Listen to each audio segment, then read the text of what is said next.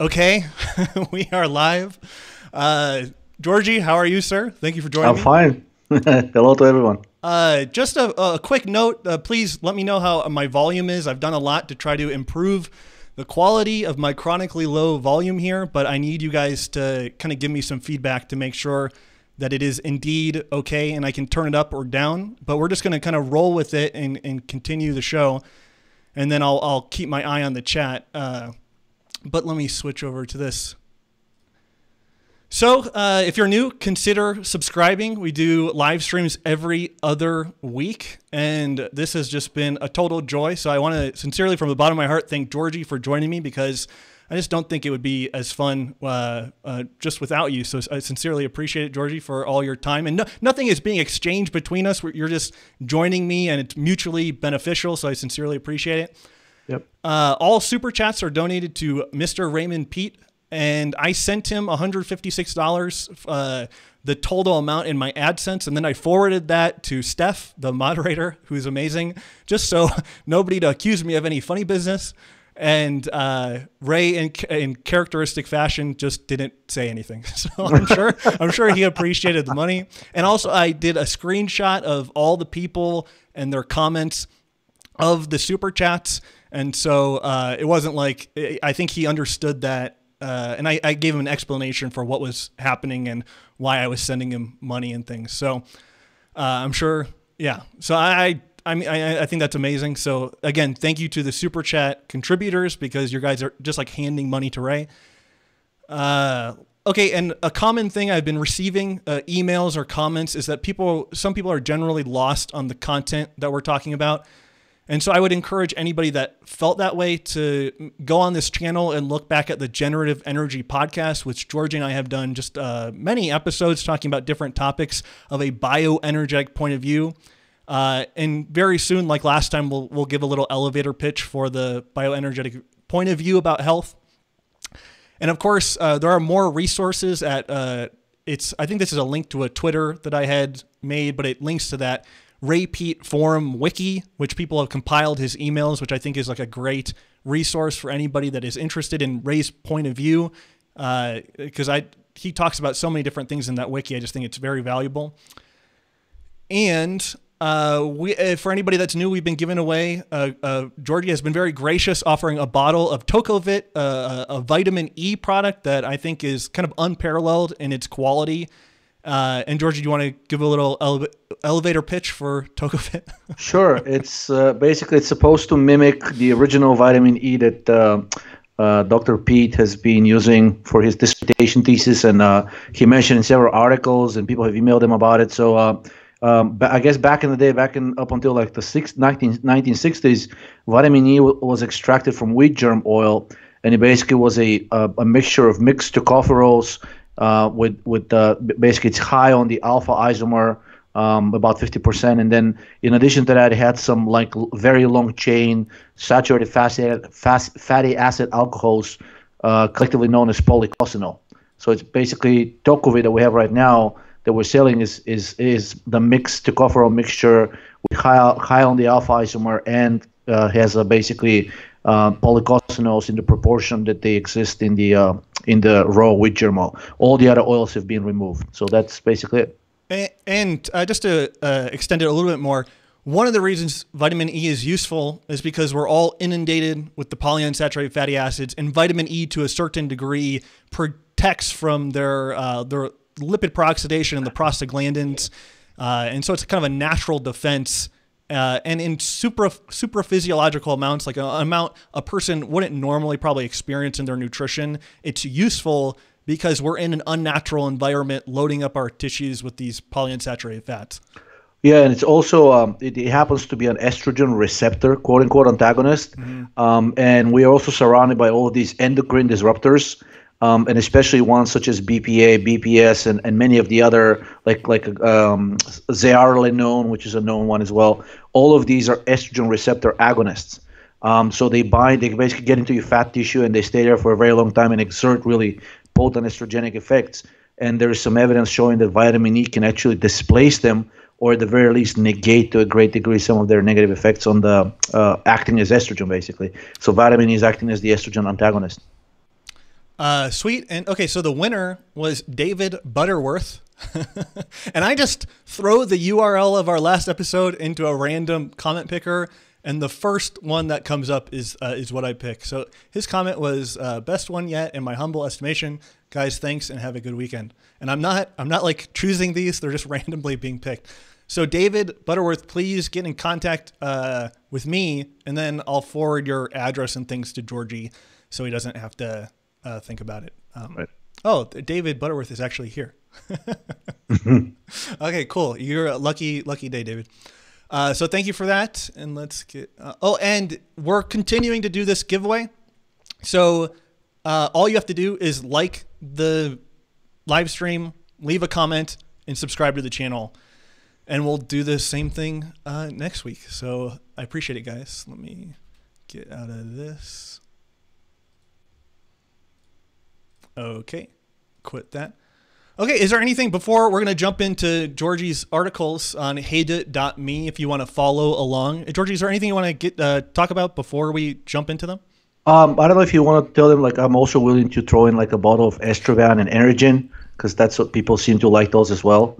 So maybe it's like 3 bottles instead of 1. Do you want to do 3 different winners? Yes, okay. 3 different winners, yes. Okay, so he has just expanded it to 3 winners. Georgi is extremely gracious, so thank you for that, Georgi. And I'll pick 3 different winners next time. Thank you, Georgi. Okay. So idealabsdc.com, hateit.me. Okay, let's get into it. Oh, we forgot the elevator pitch. So why is what we're talking about different than low carb? Why is it different than veganism? Why, what's the difference in perspective? So the difference basically comes down to stress. So ultimately, when your body is functioning well and when it's well fed, it prefers to oxidize glucose, especially for your brain. And then when you're under stress, clearly, evolutionarily speaking, when you run out of glycogen, when you run out of glucose, and you don't have food around, you start tapping into your fat reserves. It just so happens that basically, when you begin oxidizing fat, it is a powerful systemic stress signal. And that's what we're trying to avoid, really. We're trying to keep the body in a state where it preferentially oxidizes glucose. So when you start oxidizing fat, even if it's the saturated fat, to a lot, like basically it's a lot less dangerous, but even when you're oxidizing saturated fat, the whole process of ketosis really shifts the body towards a reductive state. And the metabolic theory of health claims that most of the chronic degenerative disease that we know are due to a buildup of free electrons. And this is basically what we're trying to avoid. We're trying to expedite as much as possible the process of these electrons flowing from food towards oxygen and generating as much carbon dioxide as possible. It just so happens that the glucose is optimal for all of these things. Well, fat not so much, and especially if you're in the modern society and you're eating like the bad kind of fats, then you all hell breaks loose, because not only you're getting into a reductive state, but these fats are easily peroxidizable. They create all kinds of toxic byproducts. They also inflammatory precursors of the inflammatory mediators, and last but not least, because of their unsaturatedness, they actually have independently a very unique and pervasive negative signaling function, and they mimic very closely estrogen and other hormones such as prolactin and even serotonin in their functionality, even without them getting metabolized. Somebody forwarded me a tweet the link to a paper by a ketosis advocate, and they were saying, like, look, the ketosis shifted the redox balance towards NAD plus and away from NADH in the brain. And I was like, that's interesting. That's not really like the way I understand it. So I opened up the paper and went through the details of like the drink that they were given. I think they might have had Alzheimer's, but It was like a medium chain triglyceride drink. And then like I might be a little off on the details, but it was like 50% was carbohydrate. Wow. So that's the low carb. Huh? That was the ketogenic option. Wow. And I was like, oh my God. But you hit on something very central, and it's like kind of a nerdy concept, but I think it's important for understanding where Ray is coming from, that redox balance. Yeah. And again, pulling the electrons through the cell. And then when the oxygen isn't available, and that's mainly mediated by carbon dioxide, which is produced under the umbrella of good thyroid function, or if you live at altitude or whatever, the electrons essentially become jammed or backed up within the cell, and then they start kind of having these harmful reactions within the cell. Yeah. And a buildup of these electrons have to be used for something. So in a relatively able organism, if these electrons are not accepted by the terminal acceptor, oxygen, right, they're going to be used. I mean, the body says, "Oh my God, I'm getting all these extra electrons. What can I do with them?" So the emergency mechanism is to start synthesizing fat, right? But if you cannot muster up that response, then you're in a really poor shape, because then you start getting the uncontrolled proliferation, which is really what cancer is. And it's not a coincidence that many people, years before they developed cancer, they actually gained weight initially before the cancer kicked in, and then they started rapidly losing it because of the cachexia. So actually, if you're eating a lot of food and you're gaining weight, that's ironically the obesity paradox. That's probably less bad than if you're eating a ton and you're losing weight, right? So you don't want to be rapidly losing weight, especially subcutaneous fat. That's a very bad sign. So yeah. I could keep going with you on this, but I should probably move on to the articles. Okay, so the first thing you have here is the coming ice age. Yes. And Ray and I talked about this a little bit on this podcast episode. I have it pulled up here, but it's calcium phosphate, authoritarianism, eugenics, and CIA spy master Alan Dulles. But do you want to talk about this article? And then I have some interesting quotes that I think are probably related that I can chime in with. Yeah, I was blown away. I found this article on Hacker News. This is like a forum that I still frequent. In a previous life, I was an IT specialist, a hacker basically. So anyway, I was blown away completely, because this is first of all Harper's Magazine, which is pretty established. I guess it's like probably second only to the Atlantic, or even more respected in the Atlantic. And this is an article from 1958. Believe it or not. So as early as 1958, and it was pretty established, and to my knowledge, to this day hasn't been falsified. It's simply been conveniently forgotten. So the article is actually is based on the work of two really highly respected scientists out of Columbia University in New York. And what they did is they did a lot of fossil work. One of them was a geologist, the other one was a physicist, and basically they discovered that about 1 million years ago, what happened is that the poles, the magnetic poles of Earth changed, because the Earth is basically like a core, liquid core, and there's the crust on top of it, and it can rotate, right? It doesn't happen very fast, but it can rotate. So what happens is that when the crust rotates, then the underneath the crust, the magnetic poles, they don't change, right? But you can basically have the magnetic pole be under a different point of the surface of the crust, right? So up until about 1 million years ago, the magnetic North Pole was in the middle of the Pacific Ocean. And what happened is that wherever the magnetic pole is, you're getting a drop in temperature. But when it's in open ocean, the ocean dissipates all of that low temperature, because the ocean always has these currents moving, and basically it has enough of a warm current to dissipate that cold. But about 1 million years ago, the North Magnetic Pole moved under basically the point where it is now, which is in the middle of the small Arctic, relatively speaking, small Arctic Ocean in the north. And that ocean is almost entirely surrounded by land. Now, of course, there's a passage there between Greenland and Iceland and Norway, right? And many people think of that as like, oh, that's a pretty large passage. You can't really say that the Arctic Ocean is landlocked. It is. Well, it almost is, because apparently the depth of that passage, which is pretty large, I think it's like 1,000 miles, is apparently no more than 300 feet. So you're getting a situation where this is almost like an isolated salty lake, and it doesn't get much of an exchange with the rest of the oceans. So what happens is that because the North Pole is there now, the cold that happens as a result of this North Pole, it cannot get dissipated, right? So you're getting so basically initially what happens is that you're starting to get a lot of snow from the Arctic Ocean, and then the snow starts to the evaporation from the Arctic Ocean, the moisture, because when you're in the northern latitudes, that gets converted to snow. So the snow starts falling basically on the continents around this Arctic Ocean, which means Northern America, Northern Europe, and I guess Northern Asia, part of it, right? So over time, this moisture that evaporates from the Arctic, so the Arctic's levels drop, while the snow, which gets deposited on the northern portions of the continents, it builds up. So it starts to form glaciers. And as that continues, the levels of basically the world oceans drop. So so basically the Arctic Ocean gets completely separated from the rest of the, like, basically, so I guess what you have right now, this passage between Greenland and Norway, it becomes a dry land. So you have a lake that's sitting over the North Pole. So when this happens, basically, so this means that basically when this lake gets completely isolated from the oceans, which are warmer, then it starts to freeze, right? And then when it starts to freeze, then the snows are no longer happening, and now the glaciers that have formed on land no longer receive support by additional snow. Mm-hmm. So then you have basically the Arctic Ocean frozen, and you have glaciers on land which are now slowly starting to melt, right? So as they start to melt, right, they start draining into the world oceans, and then the level of those oceans starts to rise, right? So eventually, and apparently that's the point we're at right now. The Arctic, basically the Arctic is still almost completely frozen, but all the glaciers are gone, and now the world oceans are intermingling with the Arctic oceans, with the Arctic Ocean, and because they're warmer, they're starting to melt that snow, right?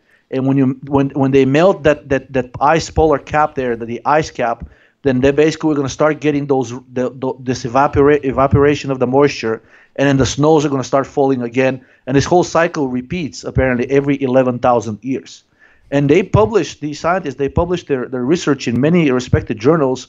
And if you look at the article, and I've actually I did some research, their work kind of dries out after the mid 70s, and it's not really clear what happened to them. I don't even know if they're still alive, but what I do know is that there has been no concerted falsification or retraction of their research. It just sort of gets dropped, like society kind of like suddenly forgets about it, and then we're starting to get these publications that start to claim there is global warming, right? And what these scientists are saying, yeah, you're going to see a period of warming, right? But that's preceding the next basically the beginning of the next ice age. Well, don't forget that it's a consensus, Georgi. We all voted. This is what happened, right? Yeah. I mean, there's a great quote. I think it's by Michael Crichton, and he's like, "There's no such thing as consensus in science. Like, if one guy anywhere around the world just like happens to be right, and he has the evidence to prove it, or it's verifiable, like that, it doesn't matter if what is the number, like 94%. It has nothing to do with what science is. But well, I have a quote that opens things up a little bit, and I'm not an expert on this. People know about this much more than I do.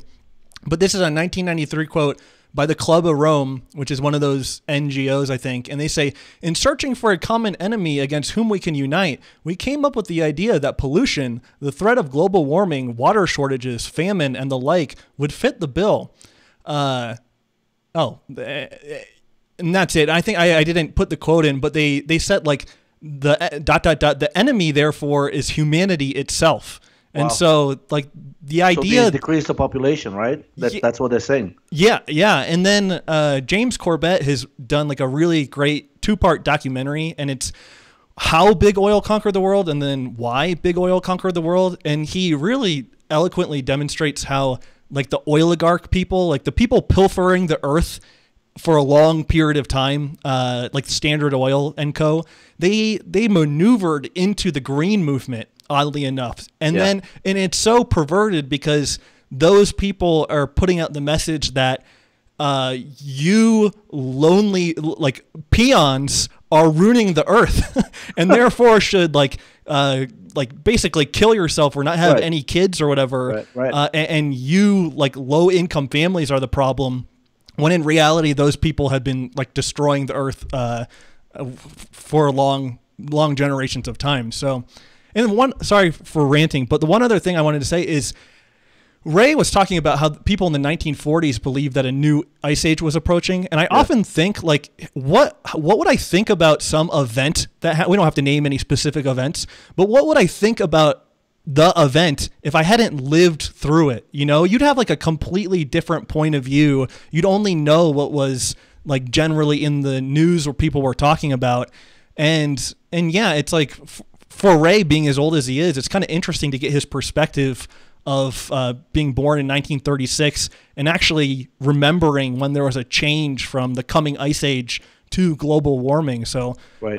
I mean, not to say, oh, if a person is older, they're right, but it does give you some unique perspective about what's going on. Well, it just looks like the powers that be selectively chose the portion of that research that these two Columbia professors did and took it in whatever fits their agenda, right? So if their agenda is, let's keep the population under control, or let's get people to agree to drastic measures, which really means, giving up liberties and basically agreeing to substandard food, substandard living conditions. If you want them to agree to any of these things, you basically take the part that's really the scary one and basically say, oh, if we don't do anything within, 30, 40 years, then half of the earth will be submerged underwater and all the cities will be gone. And that's actually, they do say that in the research, like that Harper's article as well, but they didn't say 50 years. They said several thousand, right? And then they also said that because their theory is basically, like, it seems to be so well formed and it hadn't been falsified, they thought they had a pretty good roadmap, and the world governments had like a ton of time to think about like what needs to happen. Basically they have another paper in which they basically describe what needs to be done to save Washington and New York from these rising waters, and they propose a system of levees similar to New Orleans, right? So even in back in the 1950s, work was well underway, at least scientifically, to prepare for this, because they thought, it's not 50 years. It's probably it's going to take the next 75 to 100 years before we even see the first beginning of non-melting snows in like northern latitudes, like Canada and maybe Wisconsin and Minnesota, in states like that. And we're not there yet. I mean, we're basically like barely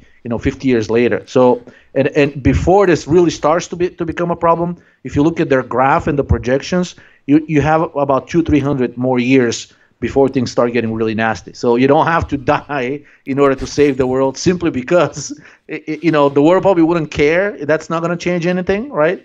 By killing half of the population. I mean, I think the main message here is that it's not so much human activity. It's the Earth has been undergoing these changes for the last million years, and it's a cycle that repeats every 11,000 years.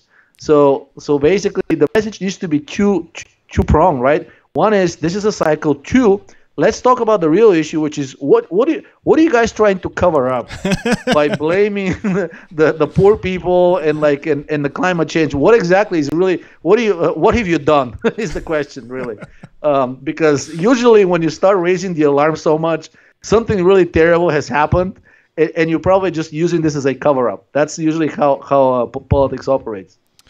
Well, not to go too long on this, but it parallels the Paul Ehrlich, isn't that the guy, the population boom guy? And yeah. he has like how the global warming stuff hasn't panned out. Like their estimations have been like wildly inaccurate. Similarly, the overpopulation of the planet has been like, they'll say like, oh, X amount of people and there'll be too many people on the earth. And they've been saying that since the 70s over and over and over again. And yeah. I know some close friends who like really believe that. So it's really disturbing that, yeah, so I'll just read one more quote. This one's from Maurice Strong, who is like the founder of the UN environmental, the UNEP, which is like strongly intertwined with all the green movement, depopulation stuff. And he says, isn't the only hope for the planet that the industrialized civilizations collapse? Isn't it our responsibility to bring that about? Wow. This guy is not like a fringe character. And so you can find like really scary quotes by some of these types of people. Yeah, I'm wondering if they're mentally ill or they're puppets of bigger interests. Or both. Or both, yes, both. Okay, so next article here, you have serotonin excess, not dopamine deficiency, may be the cause of Parkinson's. And do you want to give like a little backup of maybe somebody's not familiar with your specific point of view of what serotonin, like the function of it is? Yeah, serotonin is a very, very ancient hormone. I mean, it's a neurotransmitter. It's not a hormone, and it has this inverse relationship with dopamine. So, in clinical studies and people who work in the field, biochemists, it's very well known. It's no secret that serotonin is not the happiness hormone. It really isn't. I mean, it's basically is known as the hormone of hibernation, the hormone of aggression, the hormone of territoriality, or the I should say the neurotransmitter. It's the neurotransmitter that basically, like, you can take it, and by injecting like really peaceful creatures, you can turn them into zombified freaks that are really aggressive to even their own kind.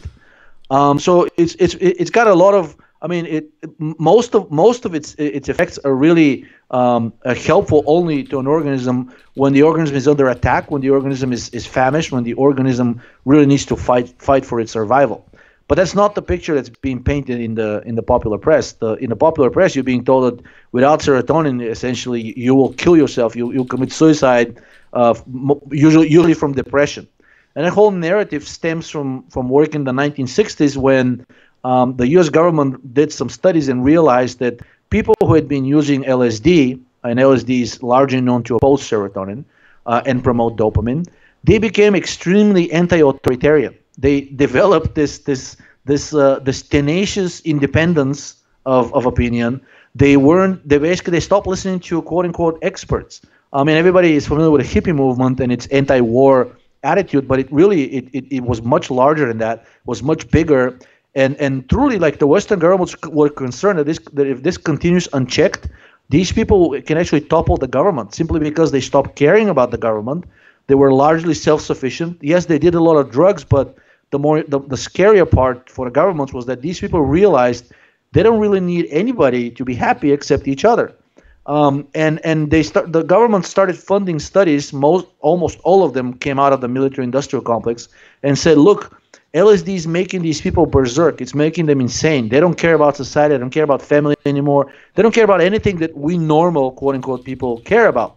So if LSD, which is a dopamine agonist and serotonin antagonist, more or less, if that's what LSD does, then promoting serotonin, and like basically if LSD is making people insane, then serotonin should be making people sane and normal and agreeable and whatnot. And that was the narrative, even though there weren't any studies done that basically used human subjects and had them treated with serotonin. So the society took the government on by their word, right? And basically on their word, and somehow the narrative became that serotonin is the go-to hormone for happiness and pretty much anything good that can happen to you. While in biochemical, clinical circles, serotonin is known as a really unhealthy component of, well, I shouldn't say unhealthy, but it's when it's elevated, when you promote its effects, you're triggering the one of the primary fibrotic mechanisms of the body. You're lowering metabolism, probably above all, especially in the brain. I think I posted a study which showed that even a brief increase of brain serotonin drops ATP levels by 30%. And any drop in ATP levels anywhere is dangerous, but especially in the brain, it's been shown that you can actually become temporarily insane. I forgot if it was Abraham Hofer or Linus Pauling or Celia who actually said that the reason between normality and insanity was like 3 grains of thyroid or something like that. and the reason, and even Barnes, yeah. Even Barnes knew that it relates to energy, right? So basically, like if you deprive the brain of energy, and you can see a temporary insanity in a really drunk person when ATP levels really drop. Like the belligerent drunk is nothing more than a person whose ATP levels in the brain have dropped. And the psychotic, homicidal, violent drunk or a drug addict is a person whose ATP levels in the brain are dangerously low to the point of this person, collapsing into a coma, right? So basically serotonin, you can think of serotonin as the primary brake on metabolism, as the primary brake on higher cognitive function, everything that makes you human, and dopamine being the exact opposite. So Parkinson's disease is a disease that ever since it was first coined, it was thought to arise from a deficiency of dopamine due to the death of specific dopaminergic neurons in the substantia nigra, which is a portion of the brain. And the treatment to this day, the approved treatment for Parkinson, so Parkinson's disease has very, very unique symptoms, mostly related to tremors and unstable gait.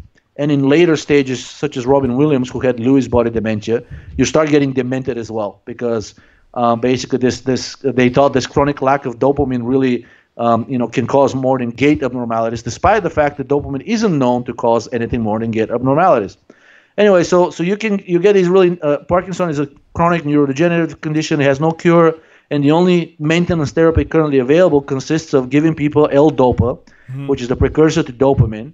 But this therapy, first of all, right off the bat, it works in only about 20% of people, and even in those, it stops working after a while. But the medicine is at a loss. They say we don't know what's causing Parkinson, and we up until recently, up until I guess the study. And even now, if you talk to a doctor, they'll tell you that Parkinson is a deficiency of dopamine disease. That's why you're getting the tremors. That's why you're getting. But here's the thing: as we know that anything that lowers dopamine typically results in elevation of prolactin. But Parkinson patients aren't known for having high prolactin. They're not known for having gynecomastia or like libido issues or anything else related to a true dopamine deficiency.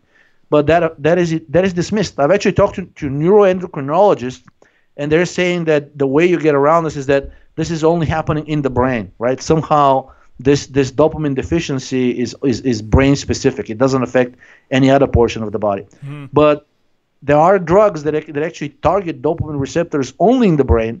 And if you give dopamine antagonists that targets the brain, you're still getting hyperprolactinemia. You're still getting libido issues. You're still getting fertility issues. And Parkinson patients are not usually known to have these.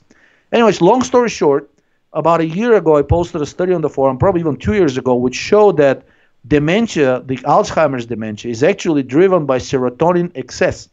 And the way this was reported in the popular press was really diabolical, really nefarious. They actually said that serotonin deficiency is what causes Alzheimer's disease.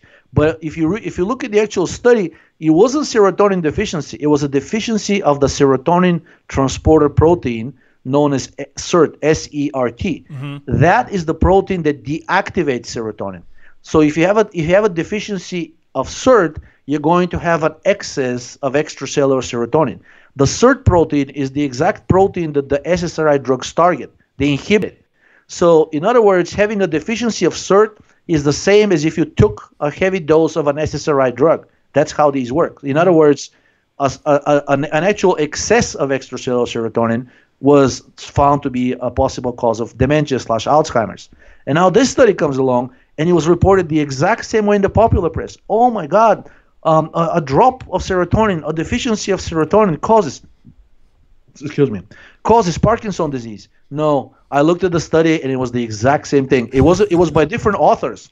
And actually, I emailed the authors because I got really, really infuriated. I'm like, why would you? Because even the authors in the popular press article, because they got interviewed, they said it was a dysfunction of the serotonin system. And I got like, well, what a cheap way to. Why don't you just say it's not yes, technically it's true. It's a dysfunction of the serotonin system. But if it was something related to dopamine or thyroid or testosterone, you have no problem saying a deficiency of something, right? Or an excess of something. Why dance around? Why beat around the bush so much? So I emailed, basically I sent a mass email to all of the authors of the study, and then only one of them responded. I think the girl is like a PhD student who worked on the study, and she basically said, oh, I'm sorry. I can't provide much information because I wasn't involved in the drafting of the final version. But yes, you are correct. The deficiency, we did find a deficiency of SERT, and yes, that would indicate an excess of extracellular serotonin. She's like, I don't know why. She's like, when they interviewed us, she's like, she herself and some of the other coworkers, she's like, we were pretty explicit that this means serotonin excess. She's like, I don't know why this thing got left out in the final version of the interview, but as you can see, like the final version of the interview only has like 1 or 2 sentences from the principal investigator. Nothing else was published, and that guy hasn't responded to me yet. I sent him 2 emails, and I know that he's read them because I send them with a delivery receipt and a read receipt, and he's not responding. So I don't know. Maybe I'll call him next week and I'll be like, why don't you tell people the truth, okay? Like, who paid you to use these political words? Like, it's pretty obvious what your study found. Long story short, just as I said in the dementia study, it looks like, and something else, like, so it has been known for about 150 years now that excessive serotonin causes tremors. Excessive serotonin causes uncontrollable twitching. So this should have been a clue from the very beginning that serotonin is involved somehow in Parkinson's disease. Dopamine deficiency usually doesn't cause tremors. Dopamine deficiency usually doesn't cause twitching.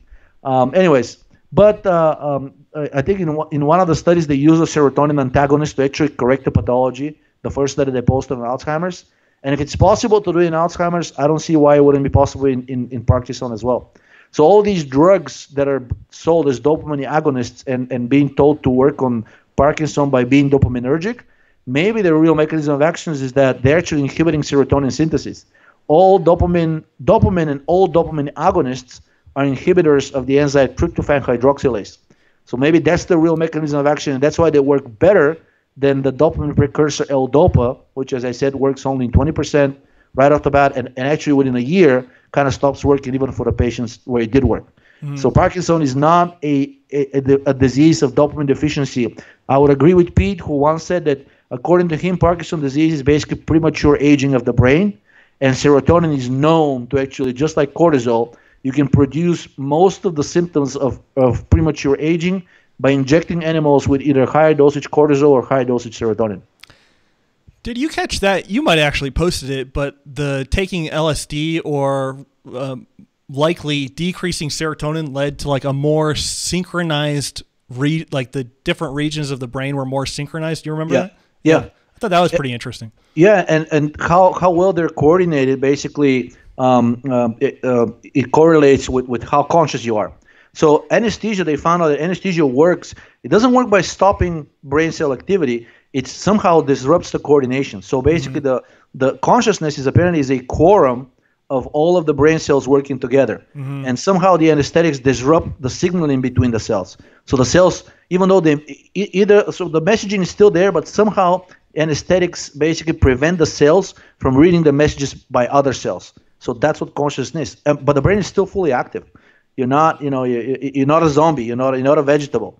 It's just that somehow the communication, the quorum was disturbed, and now just have a gang of cells that are randomly firing, but they're not understanding each other's messages. So dopamine. And I think the people who do meditation, they found that the monks who are claiming like out of body experience and like extreme tolerance to pain and cold and heat, they actually are shown to have this tremendously increased interaction between the different brain regions.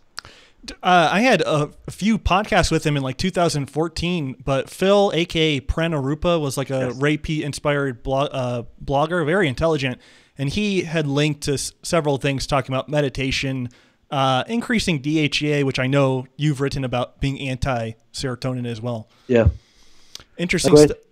Interesting. How is he doing, Pranarupa? I mean, I think his blog is gone, right? I haven't talked to him. I love the dude. I think he had. I don't know if he was interested in being an internet personality, but I have a big heart for him, and I hope he's well. But yeah, he is so intelligent. So okay, so you linked me. Higher serotonin availability may be the cause of cognitive impairment / dementia. So this is semi-related, right? So that's the first article that basically, if you look at some of the comments, other people noticed it as well. They said that level of criminal misreporting in the media should be punishable by jail, because really all the media came out with these articles saying, "Oh my God." Like serotonin, the happiness hormone, when it's deficient, it can do more than just harm your mood, can make you demented, it can give you Alzheimer's. So that was about 2 years ago, and now we have another study which is just as misreported, and both of these are saying that basically the excess of serotonin / deficiency of SERT is behind apparently both Alzheimer's and Parkinson. Okay, so this was just related to. I mean, maybe we'll get into slightly how does a serotonin excess develop under the when the thyroid function is low, serotonin goes up? I can just explain immediately. The deactivation of serotonin depends on two things: sodium, because the SERT protein is a sodium dependent protein, and carbon dioxide. Without, and as you know, in hypothyroidism, hypothyroid people lose salt more, and basically and they produce less carbon dioxide. So in the presence of a relative deficiency of these two, what should I call them, cardinally protective nutrients or chemicals, serotonin cannot get deactivated and builds up. And also a deficiency of thyroid allows more tryptophan to get metabolized into serotonin by tryptophan hydroxylase. So you get this really vicious cycle, and since serotonin suppresses thyroid function, eventually you get into the cycle where you're producing more serotonin, you're deactivating less, and so on, and suppresses your thyroid even more. So with age, it's known that serotonin levels rise, and the levels of the catecholamines, including dopamine, drop. But it was thought to be an adaptive reaction to aging. And of course, you're never going to see mainstream media saying that, maybe the increase of serotonin with age is a cause of many of the pathologies we'll be seeing. It's not an adaptive thing. I had a great quote about a paper saying like salt restriction increased the serotonergic symptoms in man, but I can't find it at the moment. It's on the forum. I posted basically that anything less than 5 grams of sodium, of elemental sodium per day, it activated the renin-angiotensin system and the serotonin system, the serotonin cortisol system as well. It's on the forum. I'll send you the link later. But and this means 5 grams of elemental serotonin. 5 grams of elemental sodium means about 12 grams of salt because it's sodium chloride, or about 20 grams of baking soda. That's how much you need to consume daily in order to keep these things under control, and that's way more than any doctor, no matter how liberal that doctor is, will recommend. They'll probably say even like no more than, I don't know, a pinch of salt on top of what you're eating already. Well, I should read this. I love this quote. I think Ray said it in an interview, but he says, "You can't understand the other things I'm working on unless you know where serotonin fits in. To understand unsaturated fatty acids versus saturated, you have to understand estrogen and serotonin. And to understand thyroid, you have to understand all of those." Ray doesn't generally speak like that, so I thought that was like a kind of an interesting way of putting it. But again, like when you encounter Ray's work coming from low carb or veganism, it asks a lot of the individual because you are most likely flipping a lot of different things, from serotonin not being the happy hormone, from estrogen not being the female hormone. It's the shock stress hormone in both sexes. From maybe you think the unsaturated fats are heart protective and the saturated are harmful. So, and then again, a person might only think about thyroid in relation to like what the TSH range is, you know, burning calories, right? They were like, oh, thyroid just controls metabolism, which means I'm going to be lean, right? Yeah. But it's a lot more than that. Like if you agree that CO2 is not just a waste product, if you agree that salt like is more than an electrolyte, it has so many other different roles as a cofactor, et cetera, et cetera. So yeah, but I think one of the advantages that Ray has is that because he's lived through these different times and he's actually seen the rise and fall of these different hypotheses, to him will be like, he can easily spot the fraud because he's lived through the 40s and 50s and 60s when serotonin was known as a carcinogenic agent. Like basically the carcinoid syndrome was very well known, the fibrosis, and it was known that these people had the carcinoid syndrome. They didn't die from their cancer. They actually died from the fibrosis caused by the excess serotonin. So doctors were extremely wary of basically like there wasn't, I don't know of any clinical trials up until the 80s where people were actually injected with serotonin directly. It was considered too dangerous to even try, to even consider. Well, speaking of, I just had it.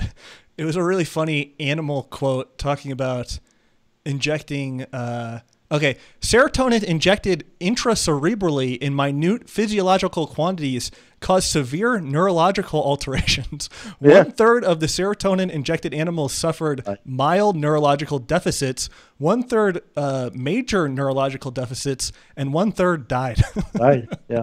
So none of them did well, basically. Like that's the count. So if you elevate serotonin, you will not be well. That's so much for happiness. Okay, yeah, we could probably keep going on this, but okay, so your next article is a vast majority, 90% of depression cases are caused by stress. Yeah, just open it up and look. This is from WebMD, which is really like, as many people know, this is like the bastion of mainstream science, right?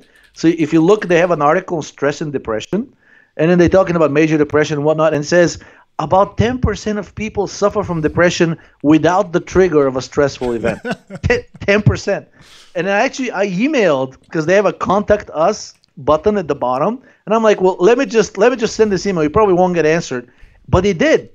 So some webmaster basically said, he's like, I wasn't the one who's working on this, but I can see the notes. And he's like, yes, basically at the time when this was written, the evidence pointed that most of the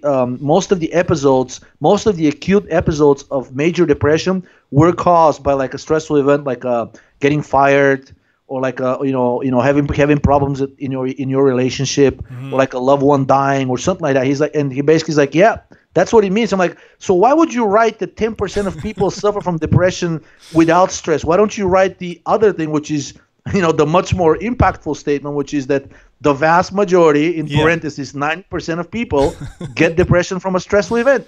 He's like, well, it's not my choice. It's not my decision. I don't know who decided this and why, but he's like, I can tell you that your interpretation is correct. In other words, yes, 90% of people who get an episode of acute major clinical depression, which requires treatment, according to medicine, do get it as a result of a single stressful event, a single.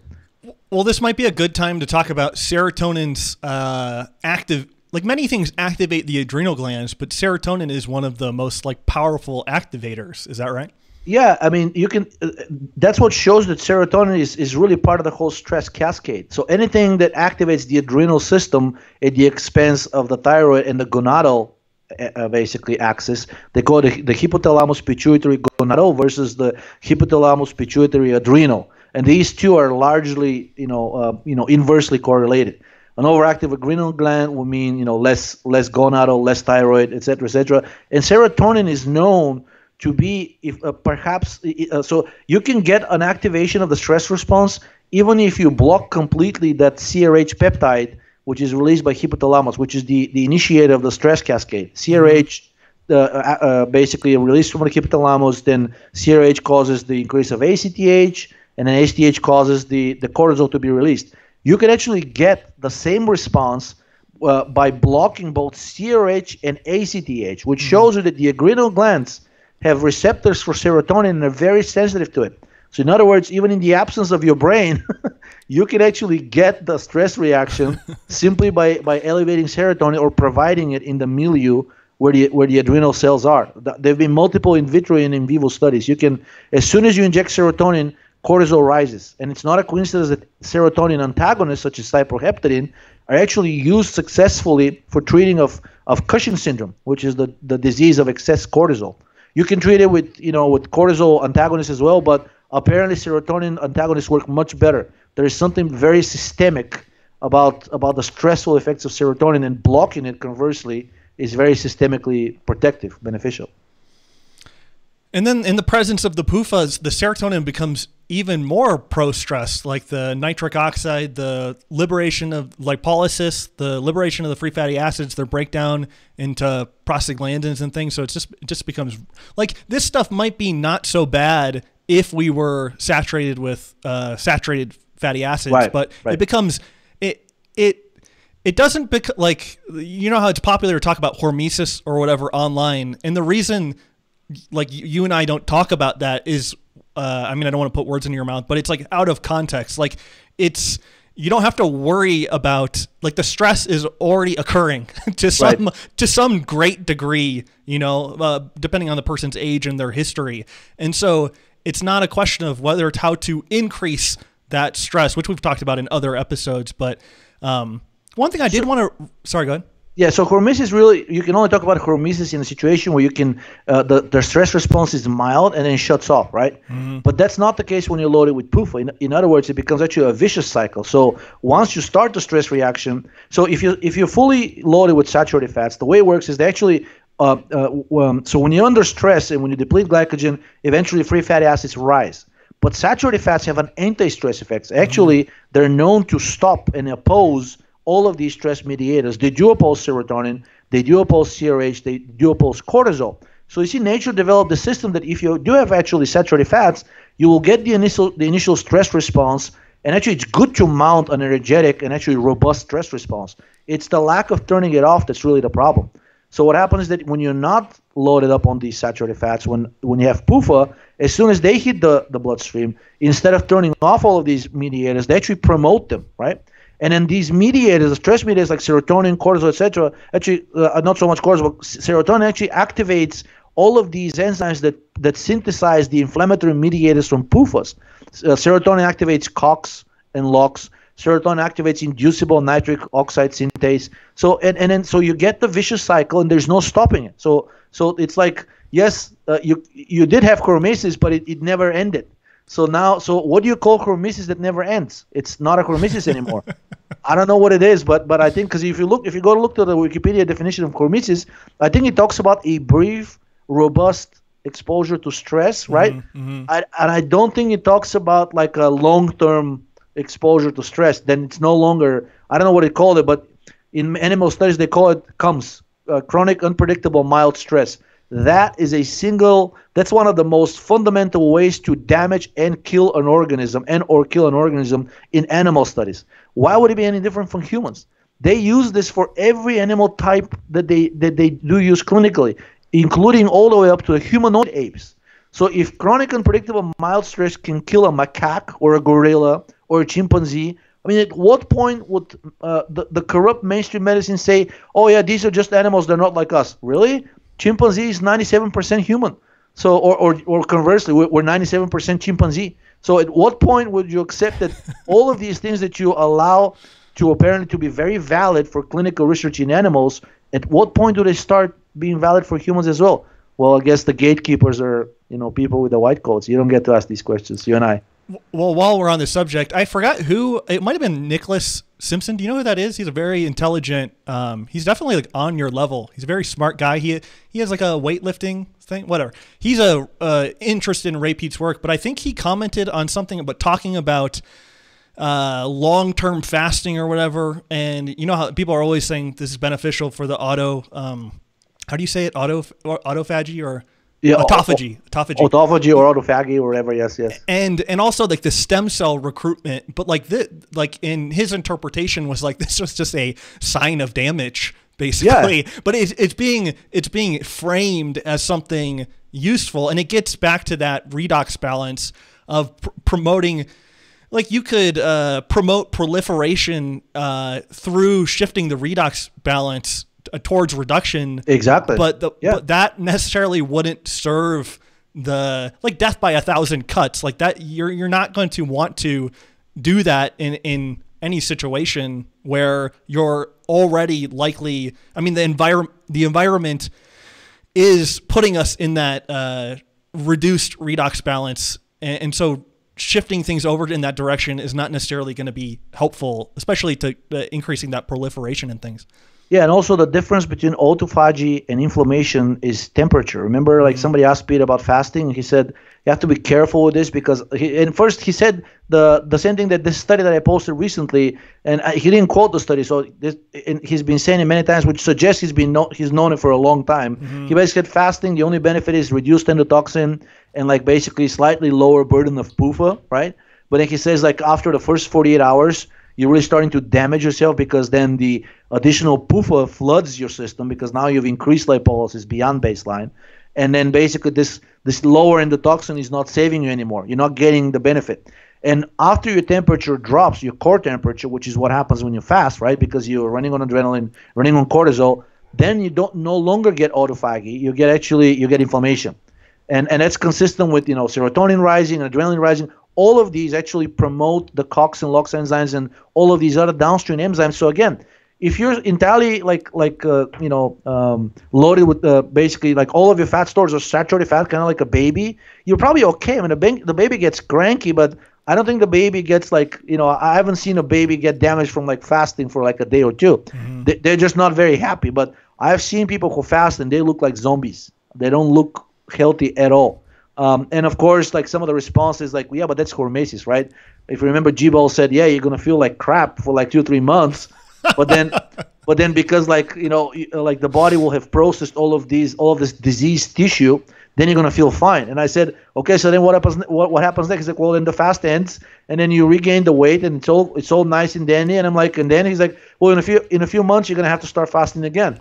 I said, well, then this isn't a cure, is it? It's the same mentality of managing things, like this. I get it. Maybe it's helpful, right? But so far, all of the studies that I've seen show that remember the study that says dieting is deleterious.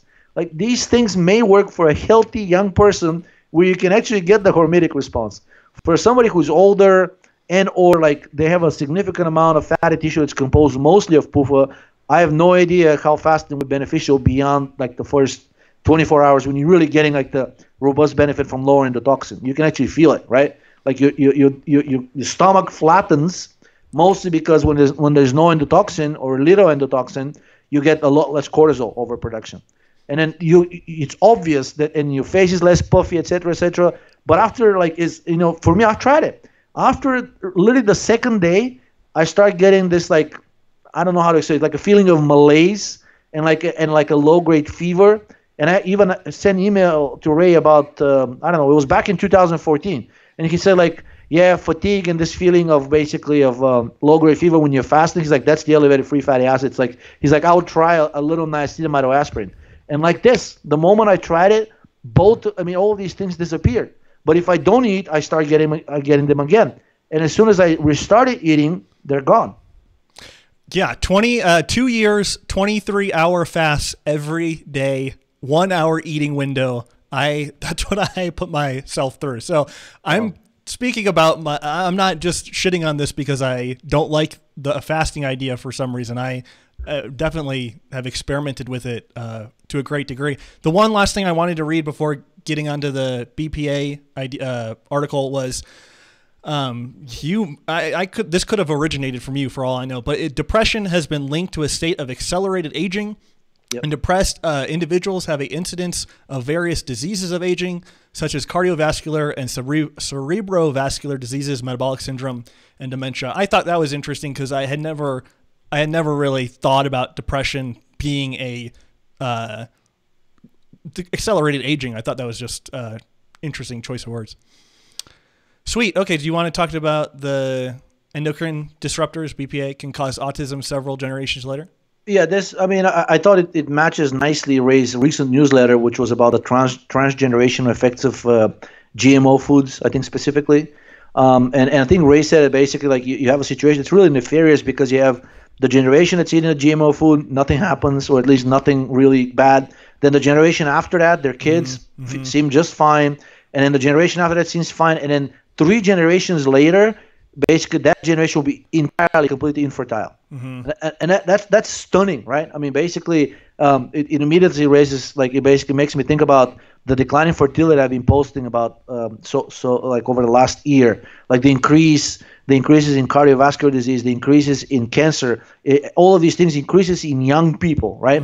So if the transgenerational effects are so robust, then what could have happened like 2 or 3 generations later? And the answer is, like, aside from all of the atomic bomb testings that happened around the world after the end of the wars, you have 2 world wars, right?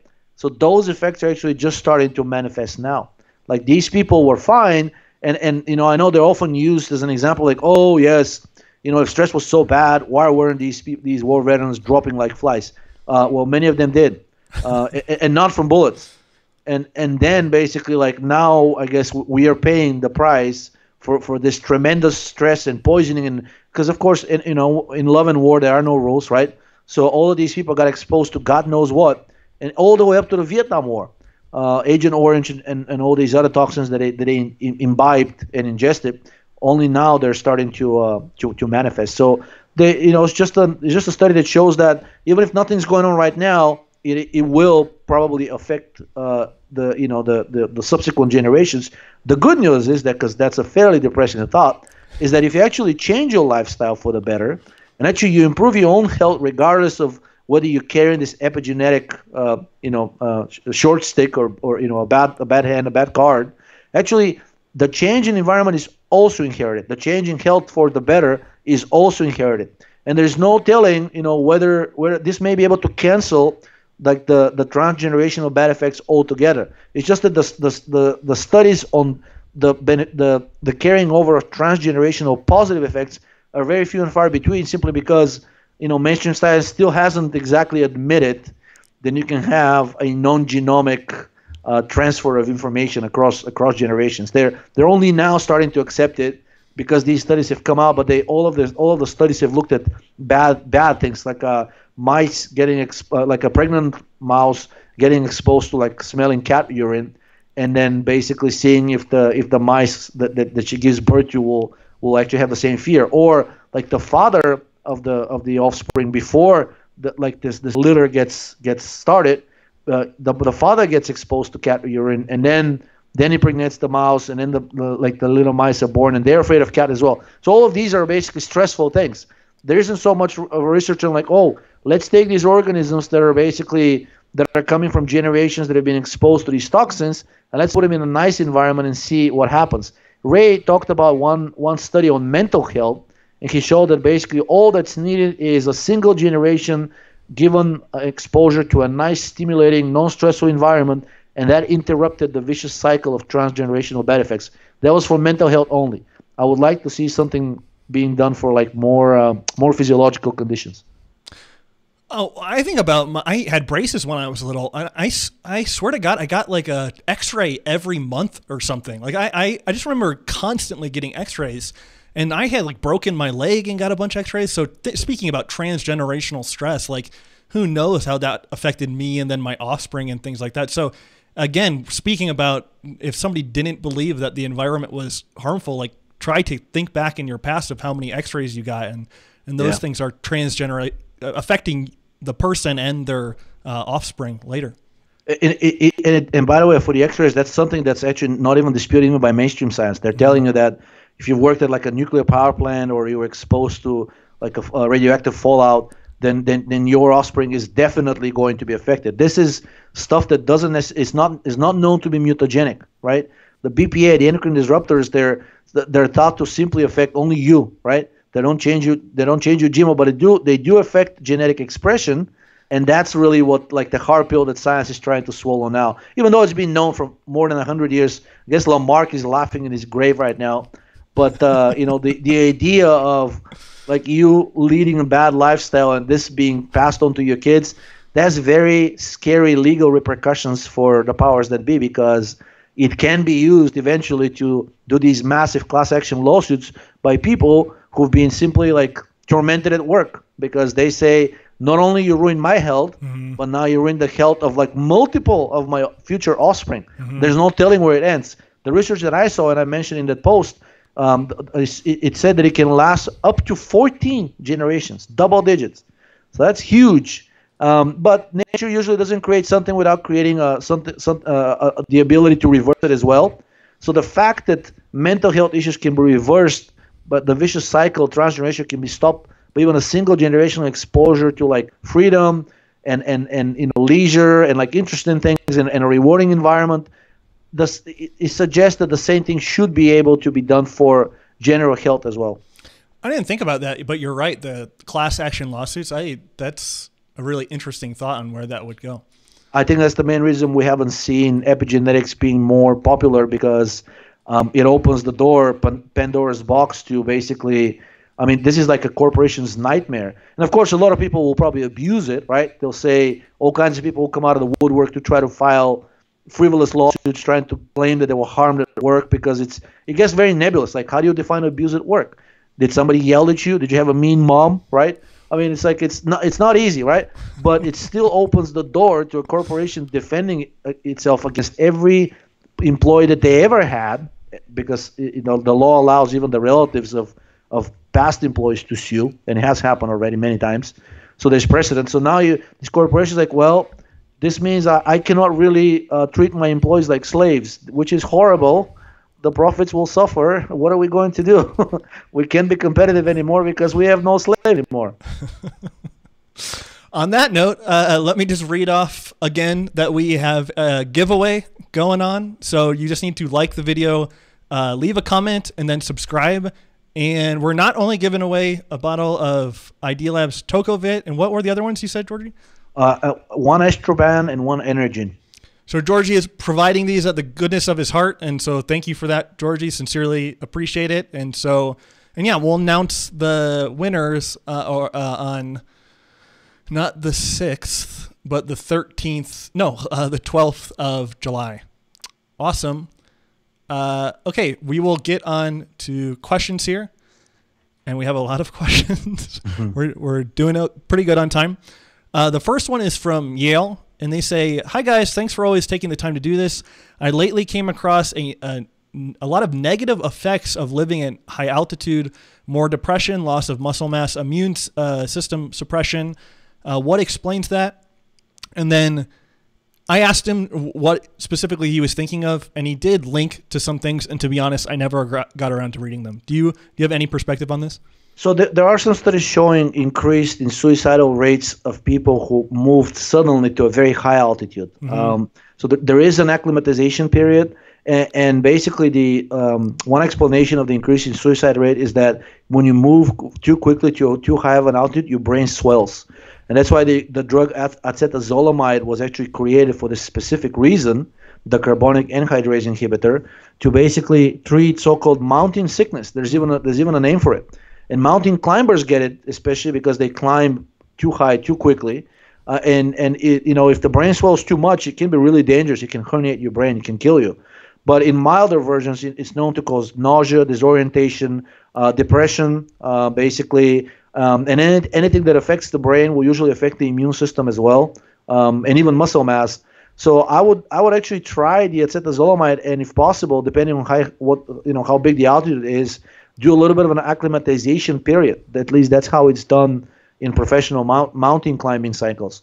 Anything more than 6,000 feet basically requires acclimatization. And even if you lived at sea level and then you move to 6,000 feet, in general, even experienced mountain climbers will actually take a little bit of acetazolamide. And good substitutes for acetazolamide are usually thiamine, vitamin B1, vitamin B3, niacinamide should also help, and methylene blue. All of these are supposed to raise carbon dioxide, which basically helps shrink the brain, actually extracts that extra fluid from your brain, so you basically get you prevent the development of a temporary hydrocephalia, which is what this whole mountain sickness is all about.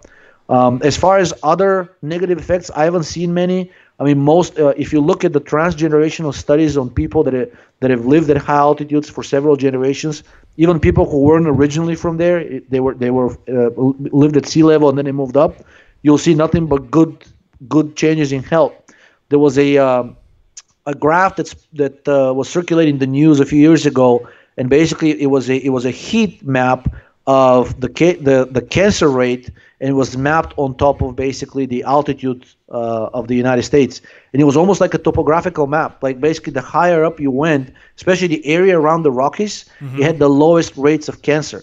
And keep in mind, some of these areas experienced some pretty unhealthy periods, like the areas of Nevada, Colorado, Wyoming, and even Montana.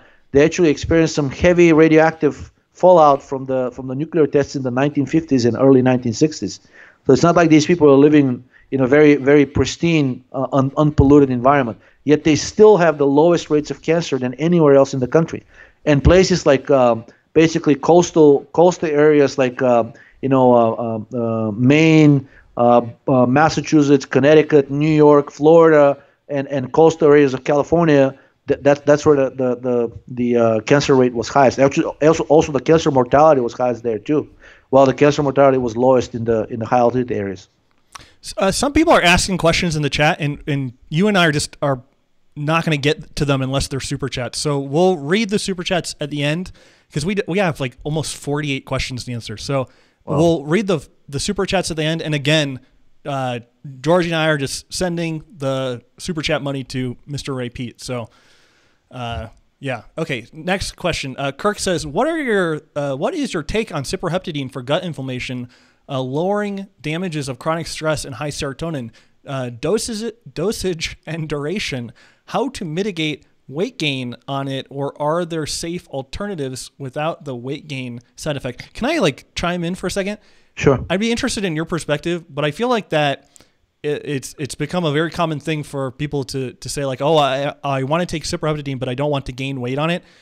When if you have a profound lack of appetite, that is a symptom of it of itself, that something is seriously wrong. And so when somebody gains their appetite back and they start eating more food, I don't necessarily think that can be framed as a bad gaining of weight. Yeah, obesogenic kind of thing, So again, go for it, but I just wanted to throw that in there. So a couple of things. First of all, I like cyproheptadine. I like it in the lower doses that Ray has mentioned as well, between 1 and 2 milligrams. He recently has responded to people in email saying that, it's a really safe drug. I know people who use 30 milligrams a day just to feel normal. I think the evidence is pretty strong at this point that cyproheptadine in dosage higher than 4 milligrams daily elevates liver enzymes. To what point that is pathological or not, it's still up for debate because the elevations are mild. And I think Broder Barnes said it up to 2 times the upper limit basically if Cellier, right? Not Barnes. Cellier, who said that basically if your liver enzymes, let's say the ALT enzyme, I think the upper limit is 48 or 50, so it means up to 100 is probably not that bad. It actually means that the liver is doing its job. It's working to get rid of something, right? Which is, maybe metabolize the cyproheptadine. So it's not necessarily an indication of injury. Usually, if you look at people with hepatitis or like cirrhosis or any kind of like a really bad liver injury, their ALT and AST are basically in the several hundreds and even the thousands. That's considered like severe liver injury, clinically relevant. I shouldn't say severe, clinically relevant that requires treatment. So, but in the 1 to 2 milligrams daily, which is enough if you look at the binding affinity of cyproheptadine for the serotonin receptors and histamine, a few milligrams daily is plenty and should be enough to actually exert most of its beneficial effects. And it has a decently long half-life between 8 to 9 hours. So which means if you take it during the day, actually if you take it in the late afternoon, it's probably best, because then it was shown to also decrease the rise of stress hormones during night. So it will prevent you from the darkness-induced whole stress cascade of which the GI tract suffers the most.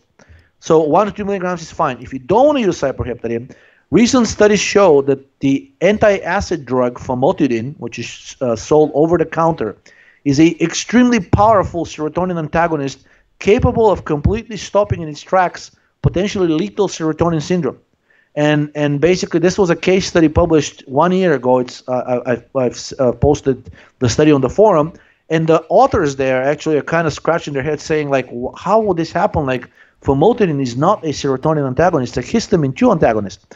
But I dug deeper, and it looks like basically there were several studies on it, and apparently histamine 2 antagonists dramatically inhibit the synthesis of serotonin systemically. Unfortunately, well, I shouldn't say unfortunately, but there's several histamine 2 antagonists in production, in use right now, to be used as anti-acid drugs. It's famotidine, cimetidine, and ranitidine, and the latter two are dangerous. Like one of them elevates prolactin and inhibits the steroidogenic cascade, so it's kind of like, it's almost like a castration drug. And then the other one is known to suppress the immune system. Famotidine is unique among those drugs that basically, and it has multiple other beneficial effects. It lowers free fatty acids. It's known to drop blood glucose in a good way in diabetics. And basically, it was recently tried as a treatment for schizophrenia. And now knowing that schizophrenia is not caused by dopamine excess, but serotonin excess, that also confirms the anti-serotonin properties of famotidine. So all you need apparently is 20 milligrams. And the good news is that at that dosage, famotidine was not shown to inhibit the synthesis and release of gastric acid. It still had beneficial effects on the schizophrenics and on the blood glucose and the free fatty acids, but without the suppression of the gastric acid, which is what we don't want, right? So and it's not known to cause weight gain. The only side effect that it is known to have, which also confirms its anti-serotonin effects, is inhibiting platelet aggregation, which is anti-serotonin drugs do. Cyproheptadine has the same side effect. Aspirin has the same side effect. But anyways, 20 milligrams of famotidine should be able to achieve something similar to, even though not cyproheptadine, similar to the TPH inhibitor phenclonine, which is, it may be actually preferable, because instead of relying on a receptor antagonist, right, which acts on specific receptors, you're actually cutting off the serotonin synthesis altogether. You're dramatically inhibiting it. I've tried famotidine, and actually have nothing but good things to say about it. If I feel bloated for whatever reason, or I feel like this wave of endotoxin is hitting me, which is like the low-grade fever, chills, shivering, right? Even in the middle of the summer, one tablet of 20 milligrams stops it and basically never comes back. With cyproheptadine, sometimes I've had to take multiple doses for that to happen, because I like to use the lower doses. Maybe cyproheptadine will work if you take more, but I don't want to take more. But famotidine, and it's sold in this dosage over the counter, 20 milligrams single tablet, usually resolves the issues for good. Sweet. Ryan Jacoby says, can you both share your thoughts on eliminating high ammonia producing bacteria? The only thing I've discovered that works 100% is a week-long protein fast, which I find incredibly unpleasant. I also find the high ammonia symptoms to return in 1 to 3 months after the protein fast. Yeah, there is a special antibiotic for that specifically. It's called rifaximin, It's given to people with liver disease specifically because it destroys the ammonia-producing bacteria in the gut. And it's also used to treat SIBO, SIBO, the small intestine bacterial overgrowth. So it's a poorly absorbable antibiotic, and when you take it, it basically like stays undigested all the way until it reaches your colon, and over there, the bacteria that's most susceptible to it seems to be the ammonia-producing one. I don't know of any other way to specifically target that bacteria. That's the only way I know. Of course, you can wipe out the microbiome with, a more broad-spectrum antibiotic like combination of neomycin and ampicillin will probably work pretty well. But again, many people feel nervous about killing all of their bacteria. Did you see that paper? I think Ray linked to it. It's called like hyperammonemia, barking up the wrong tree or something. And it was like an old woman who had it, and then she a certain amount of thyroid fixed her excessive ammonia production. Yeah.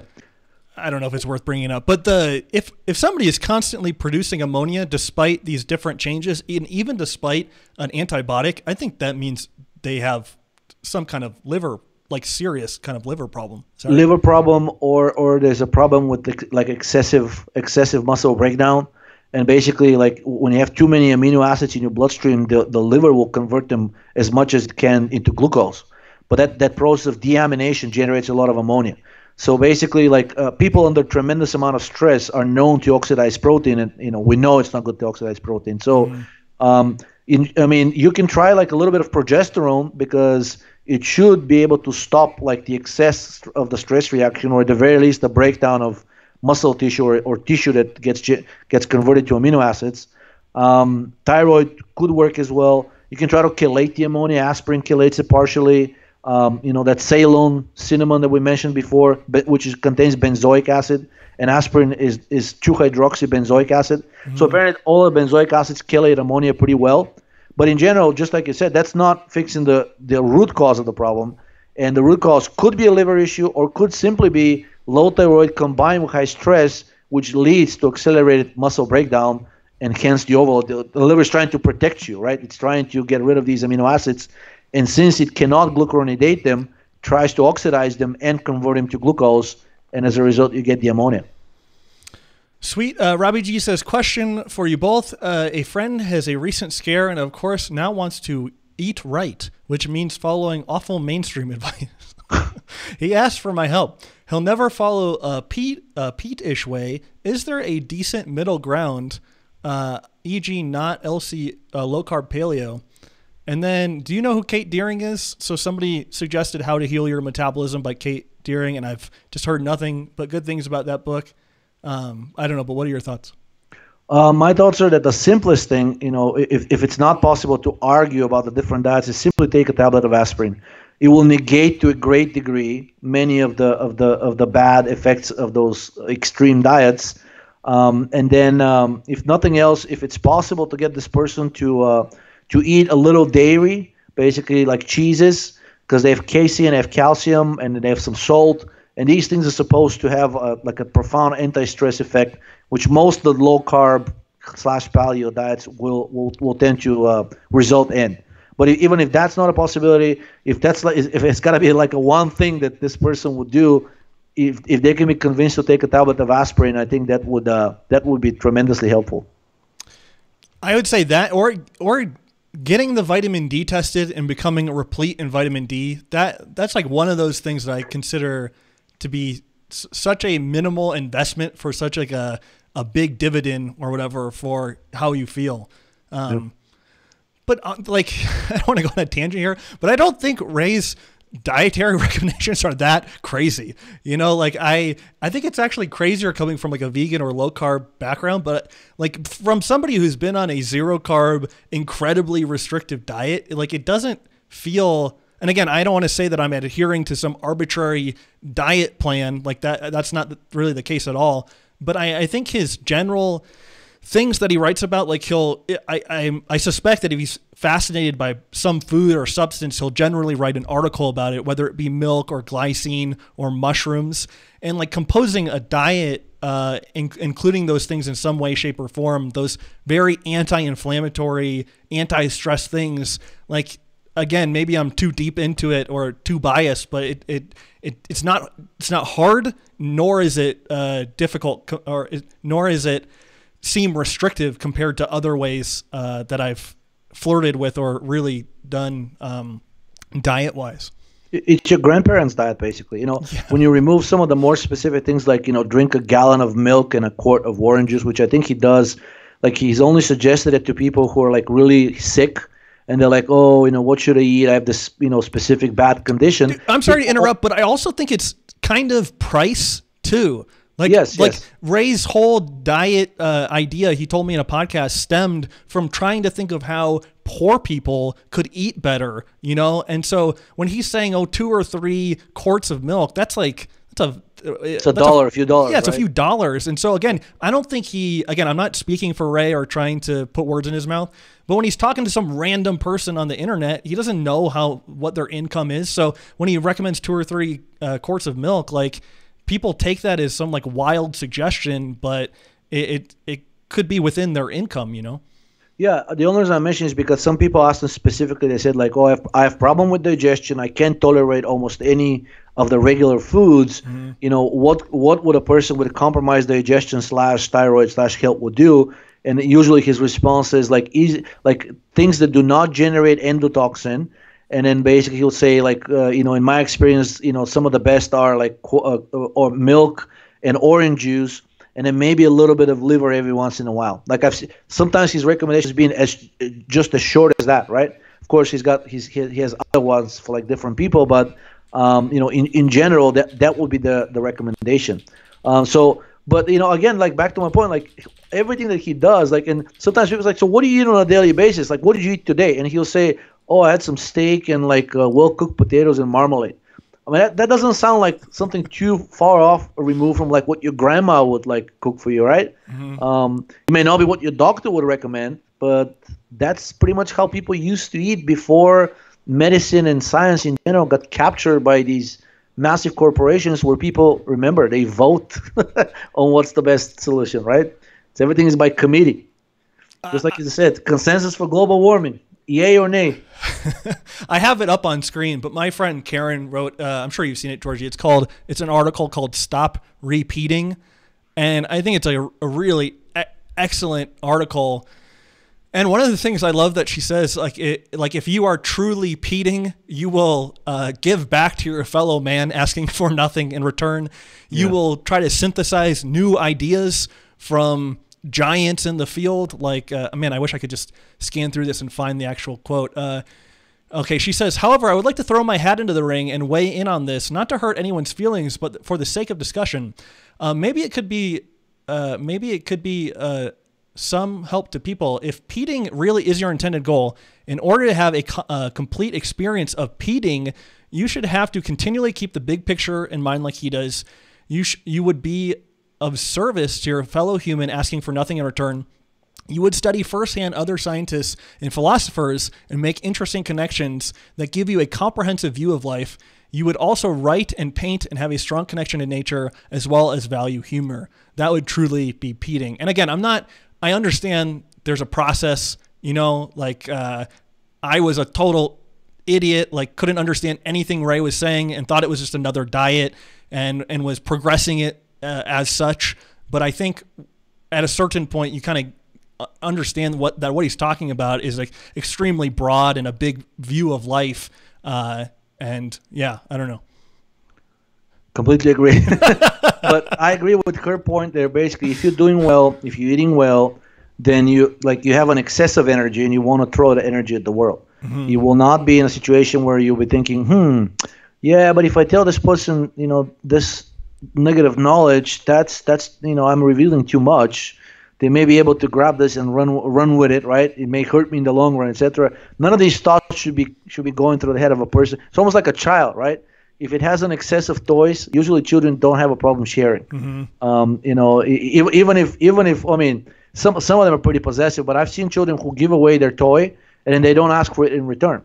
So it's not a problem for them because they're satisfied with their lives. And it always comes down to energy, because I've seen cranky kids and they actually, incidentally, become really possessive about their toys. Like even if it's not about the toys originally, the arguing with the other children, it becomes over a toy. I guess it's something very specific they can argue about. That's how they manifest their. That's how they talk it out, right? That's how, like, if the two of them have a problem with energy, they can't talk about ATP, but they can fight over a truck, and that's what I'm usually seeing. Okay, sorry for that tangent. Sugar Pete says a new paper titled how do you know how to say this? Triphenol? Dinitrophenol.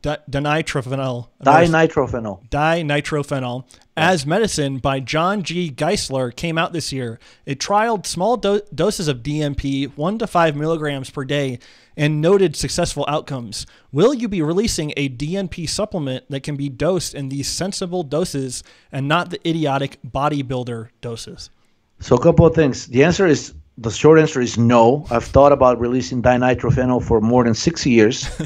Even before I actually even started Idea Labs, I thought about making a dinitrophenol supplement and giving it to my friends. Unfortunately, the FDA frowns upon dinitrophenol tremendously. Many people have been convicted and sent to prison for selling dinitrophenol, even though it's not a controlled chemical. So the most recent case that I can provide you is from a person who actually used to work at the FDA, and he sold like a few grams of DNP, which is the abbreviation, on eBay to various people.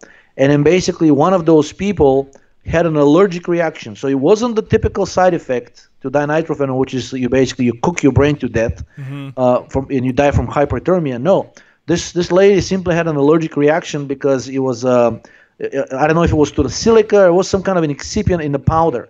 So she filed a complaint, and an FDA not only fired this person who was one of their, he was pretty high up in the hierarchy, but also went after him and basically sued him in federal court, and this person is now in jail. And this is not an isolated case. So if they can do this to one of their own, I really don't want to be on the other end of receiving like their love. And DMP is in their black book. I've confirmed. I know people who work at FDA. While it's not treated the same as basically as selling heroin, it's now in the same category selling kratom. And I don't know if many people may have heard of it. Kratom is now basically, even though it's not illegal by any law but in the United States, FDA does crack down on people because it thinks that most of the usage related to kratom is not health related, and it should not be in the hands of laymen. So in the United States, as in many other countries, you can have something in your possession that's fully legal, but the moment it starts changing hands and money is exchanged, the regulatory authority can come after you. And in this case, it has shown that it does so, and it's pretty brutal. So unfortunately, it cannot be DMP. I have thought about this. I promise you, many sleepless nights thinking about how it can be legally brought to market, but fortunately, no, FDA doesn't like it. So you heard it here first. No Idea Labs DMP. I mean, on the flip side, remember that one of the earliest studies that you posted on your the old website that you had, one of the first podcasts that we did, is that caffeine has the same effects as dinitrophenol. I remember, yeah. And also T3, it does. There are multiple studies comparing, and that's how really dinitrophenol makes you lose weight. It's an uncoupler, and T3, thyroid hormone, does the exact same thing in higher doses. Aspirin does the exact same thing in higher doses. I think the minimum dosage for uncoupling from aspirin, I think, is like 2 grams in a single dose. I don't know if it's going to have the same effects as dinitrophenol. Probably not, but you can get pretty close with legal alternatives. Sweet. Ellie says, my uncle and cousin have advanced GI cancer. My other cousin is an oncologist and says that it's a rare familial form and that they are doomed. She says that the rest of the family can be protected for generations by an RNA/protein blocking vaccine that she can make from our DNA. Please chime in. Thanks. I would absolutely not allow anybody to inject me with a RNA vaccine, especially when it comes to cancer. So you see, this whole idea stems from the fact that cancer is an evil cell, and now the ideas are starting to shift from genetics to cancer being caused by a virus or some other kind of pathogen, which it's not a coincidence. That's how pharmaceutical companies love vaccines, because it plays on two of the main messages. First of all, you're preventing disease before it even happens, and second of all, it's better to prevent the disease because the treatment, in other words, the vaccine for prevention, is basically even though it may have horrible side effects, the public can easily be convinced that this is the better alternative, right? Than death, which is if you get this cancer. So I would not allow this to happen. I don't think there's any solid evidence that cancer vaccines work. The HPV vaccine has many controversies and starting to actually get pulled out of some countries. They're actually banning it. Not so much. They haven't started questioning the effectiveness yet, but they're starting to question the safety. It does look like it's dramatically raising the risk for some other cancers unrelated to HPV at all. So until we know more about how these cancer vaccines work, I would definitely not allow somebody to inject me with a RNA modifying peptide. It doesn't matter if it's created from my DNA or not. And in terms of these other people being doomed, again, if you believe that cancer is a metabolic disease, then nothing is irreversible. I mean, maybe these people the doctor can be convinced that these people can try even a little aspirin can make tremendous difference. Mm-hmm. Even a little methylene blue, you can mop up that excess lactic acid and dramatically, if nothing else, dramatically improve the quality of life of cancer patients. Most of the malaise that cancer patients feel is from the buildup of lactic acid. Let me just turn on the lights. Yeah, go for it. Cool, guys. Thank you so much for joining us tonight. Sincerely appreciate it. And also, this was like a move from Friday to Saturday, so appreciate you guys kind of bearing with us. Looks like the chat is healthy tonight, so I appreciate it, guys. And again, we're taking super chats, and again, we're not pocketing the cash. We're just sending it straight to Ray, so we appreciate it. And thank you to Georgi for joining me. Again, just if you guys missed the beginning, nothing is being exchanged here, and Georgi and I just like talking to each other. And this whole thing is mutually beneficial to both of us, so that's why we're motivated to do it, and it's fun, and it's exciting, and so we appreciate having an audience, and yeah, so thanks, guys. Okay, Jeff Masters says, with regard to top Idealab products, how quickly are they generally taken up in the bloodstream when placed on the skin for both oil-based and esters? So the tocopherol formulations are definitely absorbed more slowly. It takes about, I've actually measured, I've done blood tests on myself. It takes about 30 to 45 minutes before a significant amount hits the bloodstream, the systemic circulation. Maybe I think the tocopherol formulations absorb pretty quickly into the striatum corneum, which is like the topmost layer in the epidermis. But in order for them to reach systemic circulation, it takes about 30 to 45 minutes. The SFA and ethanol version usually absorbs much faster, depending on where you put it on the skin. But if it's like torso, shoulders, arms, legs, any area that doesn't have too much hair on it, it's usually within 10 minutes is pretty well absorbed, and actually it dries out within the first 2 to 3 minutes. So my preference has always been, when people ask me for which version I prefer, I've always said I personally prefer the SFA and ethanol version for topical, and then I personally use the tocopherol MCT version sublingually, but we cannot advertise it this way officially because the license doesn't allow it, so both versions are advertised for topical administration only, even though we only use food grade or higher ingredients.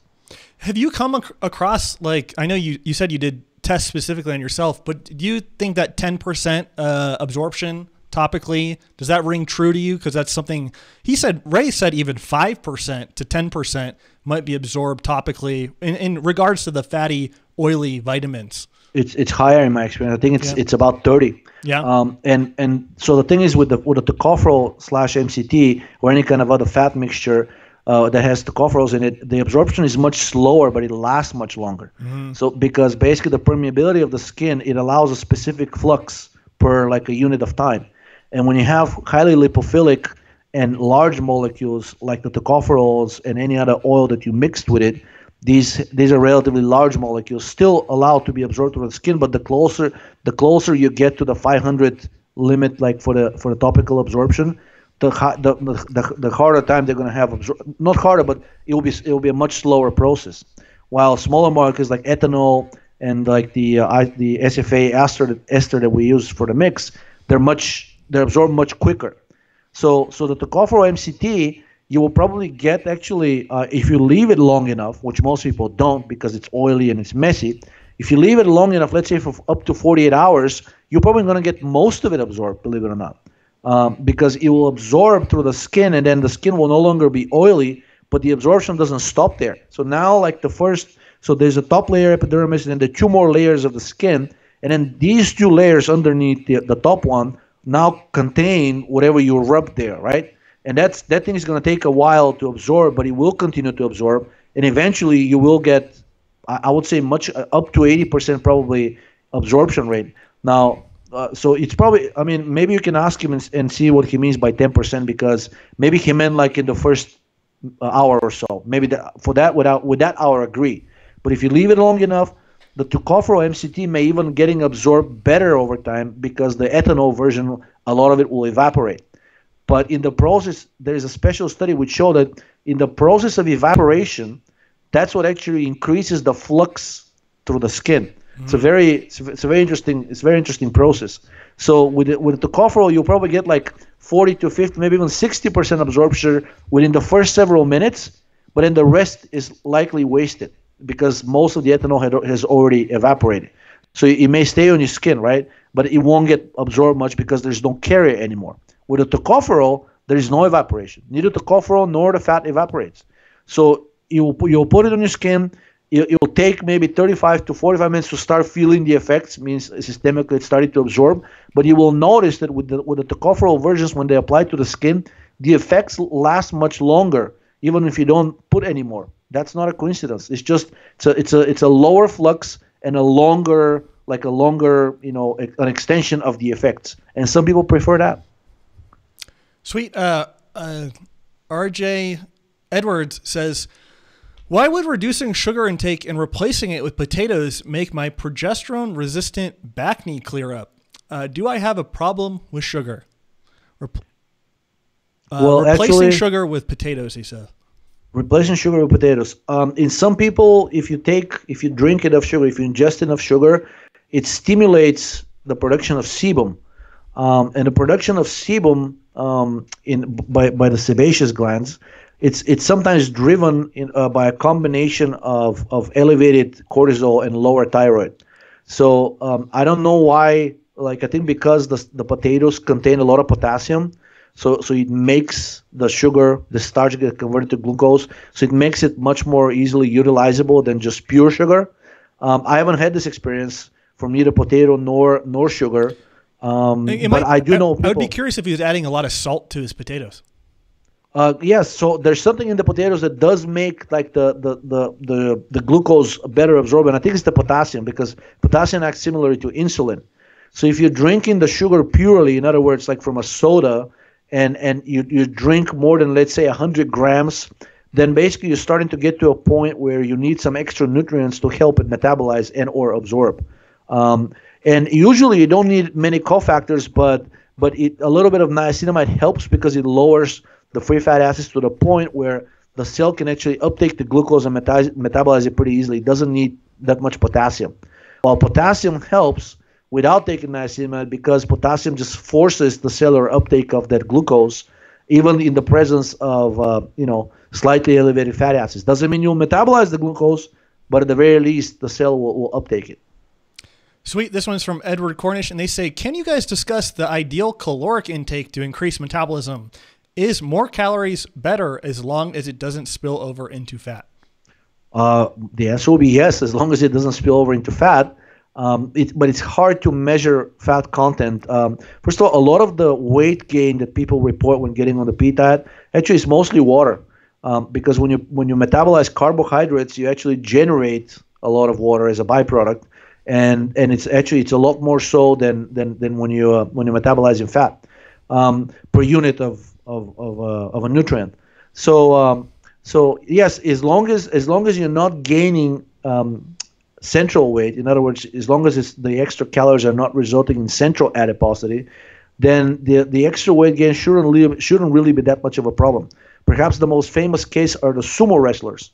They're ridiculously obese by Western standards, but they're not very unhealthy. In fact, most of their fat is subcutaneous, and they don't have that much central obesity relative to the rest of the body. So it's really the ratio that matters. They still have pretty big bellies, but it's relative to the rest of their body. They wouldn't be considered centrally obese. Because that's really the fat that's due to endotoxin and cortisol and whatnot. So if you're getting mostly centrally obese, something in the diet isn't right, and or thyroid is low. So if you're not getting that, then I would eat to taste, as many calories as you can. I don't know of any danger from extra calories. You'll just keep ending up raising metabolism.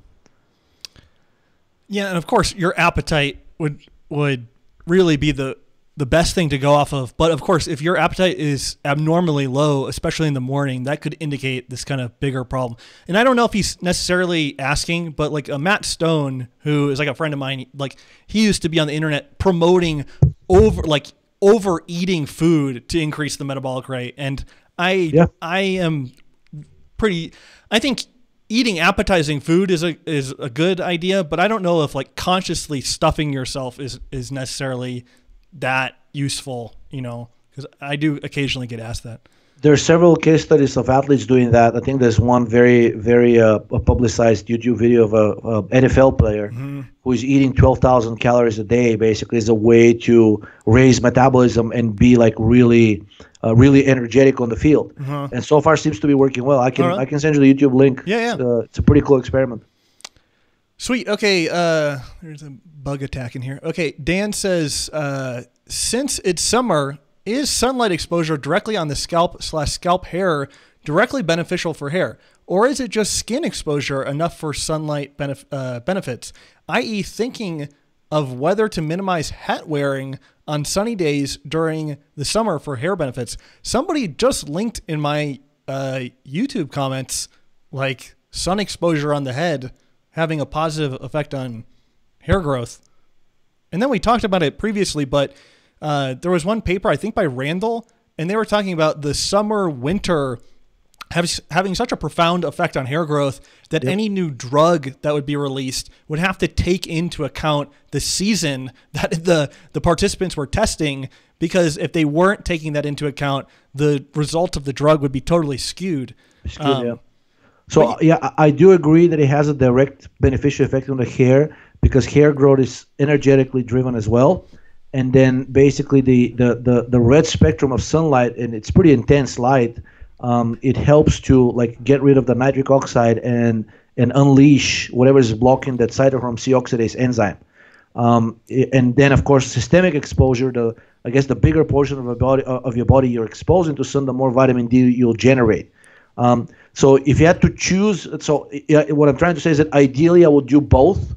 If you're on the beach, I would basically walk around in your swimsuit or your trunks, but I would not wear a hat.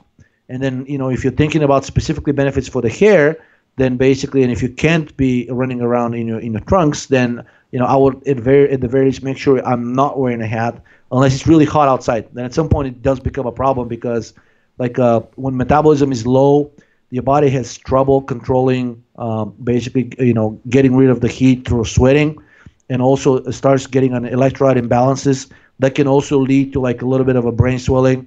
So if you start feeling like out of it and like lightheaded during a really hot summer day, I wouldn't push it further. I would, maybe wear a hat or go inside. Speaking of, have you heard of anybody ever using topical agmatine? That's something Ray mentioned to me probably 2 years ago that he thought would be useful for people experiencing hair loss. And I didn't understand, but now kind of getting more into the nitric oxide stuff. Nitric oxide, yeah. Yeah, I haven't heard of anybody using agmatine, but basically some of the studies with caffeine show that caffeine, they weren't specifically looking for the effect of nitric oxide, but they did test whatever metabolites caffeine changed. So they used the 0.001% solution, which is pretty diluted, of caffeine applied to the scalp.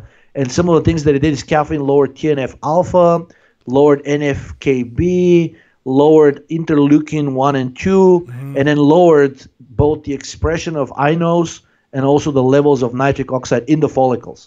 So those are some of the changes that they saw. So that may be why caffeine, another reason why it helps with hair growth. I mean, definitely something that's probably almost completely unexplored. But why not methylene blue in that case? So basically, you get methylene blue, you add vitamin C in order to remove that blueness that many people dislike. Okay. And then you apply that solution to the scalp. I mean, methylene blue has a nitric oxide inhibiting effect regardless of whether it's in the reduced or oxidized state. So it should still work, and basically it won't stay in the scalp at all. That's the thing I was going to bring up. That's interesting. Yeah,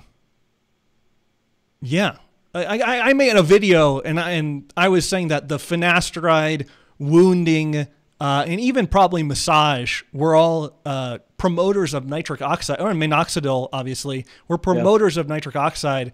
And that my hypothesis was basically that these things were promoting, like to a lesser degree, wounding and massage, but the finasteride and the minoxidil were promoting nitric oxide, and that could have a vasodilative, proliferative effect on the hair growth. Yeah. But you would be promoting hair growth at like a exponential cost. You would that would have an aging effect on any tissue that the nitric oxide was upregulated in. But I guess like what we're talking about, caffeine or topical methylene blue and mixed in with vitamin C or niacinamide or aspirin or agmatine, like this is relatively unexplored, So I guess I'm using this as a way to say, like, I'm not saying do nothing, but it's just like I'm really skeptical that these types of like injurious or like ways of going about things are like, if you're wounding your scalp every day, like the general response in the comments was like, well, it's not going to have a systemic effect, or it's not going to have any noticeable effect. But I highly doubt that, like you're not burdening yourself and tell this to the people with PFS. I mean, they want to kill themselves, and now there's actually a class action lawsuit brewing that to convince FDA to admit that PFS exists. Mm-hmm. So, a couple of things. So first of all, none of the hair loss drugs that have been shown to kind of work. If you look at the way they do, it's like basically they may increase hair in the balding spots, but if you also see, like basically they also decrease dramatically the thickness and the rate of growth of the rest of the scalp. Okay, I didn't know that. What you get is a kind of a trade-off. So you get a little bit of growth in the places where there isn't any. But then your whole scalp becomes, in general, like feels much sicker in a sense. So you're getting this weak, like anemic hair growth, right? And then it's almost like part of the energy, the chi of your scalp went from the good areas to the bad ones. But it's like almost like a net, like a zero-sum game. And in general, neither minoxidil nor finasteride are really good as long-term treatments because aside from their systemic side effects, they're known even among users that basically they really, in the long run, they really don't give you better hair.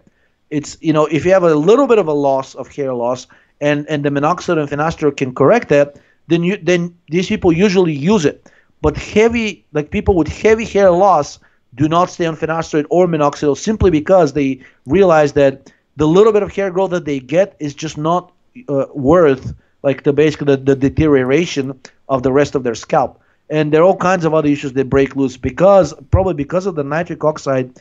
A lot of these people start getting herpes breakouts on their face, which is consistent with the elevated nitric oxide on the scalp.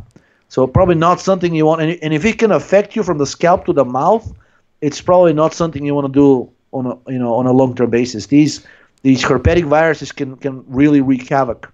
Well, I mean, just to run it by you, I was thinking that like cyproterone acetate and spironolactone, or spirolactone, I always say it wrong, those were actually, because Ray has written about at least spironolactone is a synthetic progesterone. It is, yes. And so I was thinking, okay, so those are more of like a physiological type of hair regrowth and obviously natural progesterone, whereas the finasteride, since it's having so many deleterious effects, that is having a pro nitric oxide effect.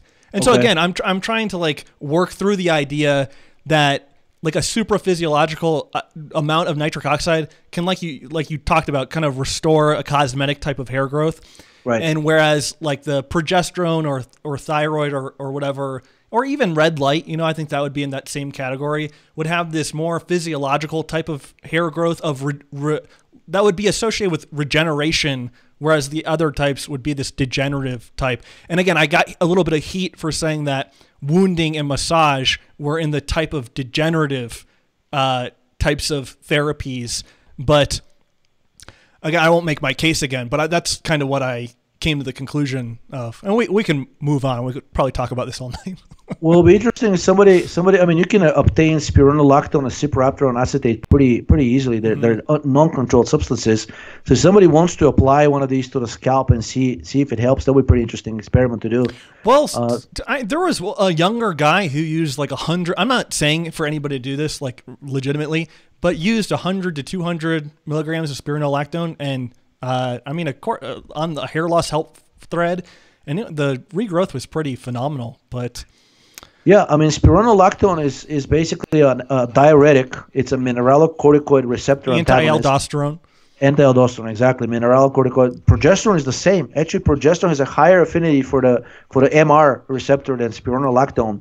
And a couple of other things. Spironolactone, for many people don't know, but it's also an aromatase inhibitor. It's anti-androgenic in the sense that it also competes for the 5-alpha reductase enzyme with testosterone. Basically, because the aldosterone receptors and the glucocorticoid receptors are considered part of the same family. So now there is actually usually an antagonist of one is an antagonist of the other. So things like, for example, RU486, which is an antagonist of the glucocorticoid receptors, has now been found to also antagonize the mineralocorticoid receptors. So back in the day, there weren't MR and GR receptors. There was simply glucocorticoid receptors type 1 and 2. Type 2 was the cortisol receptors, right? And type 1 was the aldosterone. But they basically considered one receptor, just two different types. So conversely, spironolactone has recently been shown to actually being able to oppose estrogen, inhibit aromatase, and block cortisol's effects. And considering cortisol's effects on hair growth, how bad they are, that may be actually, I mean, that may be one of the reasons why spironolactone is helping. It just so happens that spironolactone is more bioavailable when taken orally compared to progesterone. So I bet you that if that person took an equivalent dosage of progesterone, 100 to 200 milligrams per dose daily, that's a pretty decent progesterone dosage. So if he took that in vitamin E and oil, which absorbs much better than just if you took straight progesterone, while spironolactone actually absorbs really well no matter how you take it, he would have probably obtained pretty similar results. They're not that different molecules in terms of activity. So I have to address one last thing, but a commenter said, I think Danny is scared of affirming the presuppositions of hormesis with respect to massage and stretching. And so many of the comments were talking about stretching like the galea region of the scalp. And they were like Ray talking, and you posted about it too, of creating ATP. And therefore the massage of the scalp was creating ATP and leading to the restoration of hair. And I posted a thing on that video. I don't know how many people saw it, but there's a book called The Baldness, A Social History or something. And I think it was started in 1890, talking about scalp massage as a way of combating hair loss. And every proponent of massage talks about the more intense the massage and the more basically the generation of inflammation on the scalp. So therefore nitric oxide, estrogen, that was the way the massage worked. It wasn't by... And also, like, correct me if I'm wrong, but just stretching your skin on the galea, because I don't think that's a muscled region of the scalp. Like, where's the evidence that creates ATP? Like, I don't know. The stretching that I've seen, the evidence was for muscle related only. I haven't seen it about skin. You may or may not. I haven't seen studies on that. So again, I'm open to that, but like people were like, "Oh, you're ignoring the evidence and stuff," and I just was totally baffled. And so again, I think that's like a selective reading of that, and any type of massage on the scalp. I think if it were to have some kind of nitric oxide promoting hair growth effect, you would have to endure some kind of injury on the scalp. And so Again, I know 0.1% of people care about this, but a lot of people were saying that on the video. Okay, we can move on here. This is like a separate topic for a whole separate podcast. I'm real fired up about it. I've been like keeping it inside. Okay, Cam Cam says, how are we doing on time? Okay, we'll try to kind of wrap this up within the next 25 minutes or so we might not get through all the questions. Cam says, is pasteurized milk really just as beneficial as raw? I drink both with no problem, but I can only get full fat raw milk, and sometimes with 32 ounces at a time, it does seem to bother my stomach for a few minutes. Is low fat pasteurized better than full fat raw? In general, what animal foods like oysters, meat, and eggs are better raw than cooked, if any? Thanks, guys. I don't think any meats are better raw than cooked. I know there's like a whole, if you ask like a steak eater, they'll probably kill you if you tell them like you should eat it like medium well or even, better cooked. There've been so many recent cases of food poisoned by salmonella or E. coli. Last time I got food poisoning was raw oysters in the Philippines. I felt terrible. Yeah. I would eat the raw oysters, but I think one of the reasons people many people don't I guess neglect the fact that they're eating them with this horseradish sauce. That has a potent anti-pathogen effect. So every time I eat raw oysters, I eat it with a horseradish sauce. I wouldn't eat them raw on their own. But in terms of, so I wouldn't eat raw seafood and or meat. I would try to cook them at least partially. And actually, when it comes to meats, I prefer all of my meats cooked well. And the only meat that I would consider eating not fully cooked is beef, but even then I eat it medium well. But as far as actually pork is really dangerous if you eat undercooked. It can easily kill you. And pork is considered like a real delicacy in China. And there are cases like hundreds of thousands of cases each year in China of poisoning from undercooked pork and chicken, but pork usually more often. And they're really dangerous. They're not easy to treat. Many times it's these bacterial cases which convert into peritonitis. It's a really dangerous condition, inflammation of the lining of your GI tract. Anyways, if possible, I would cook the animal food. And as far as milk is concerned, I think low fat is okay. I never had success with the fat-free varieties, and I've tried like all kinds of organic brands. I don't know if it's because there's stuff there that's added, but it's not listed on the label, which companies are allowed to do. We had a huge discussion on the forum about silica and various gums that are basically like, as long as they're below a certain amount per serving, you're not supposed to be, you're not supposed to, but you can get away without listing them and you still be in compliance. Mm-hmm.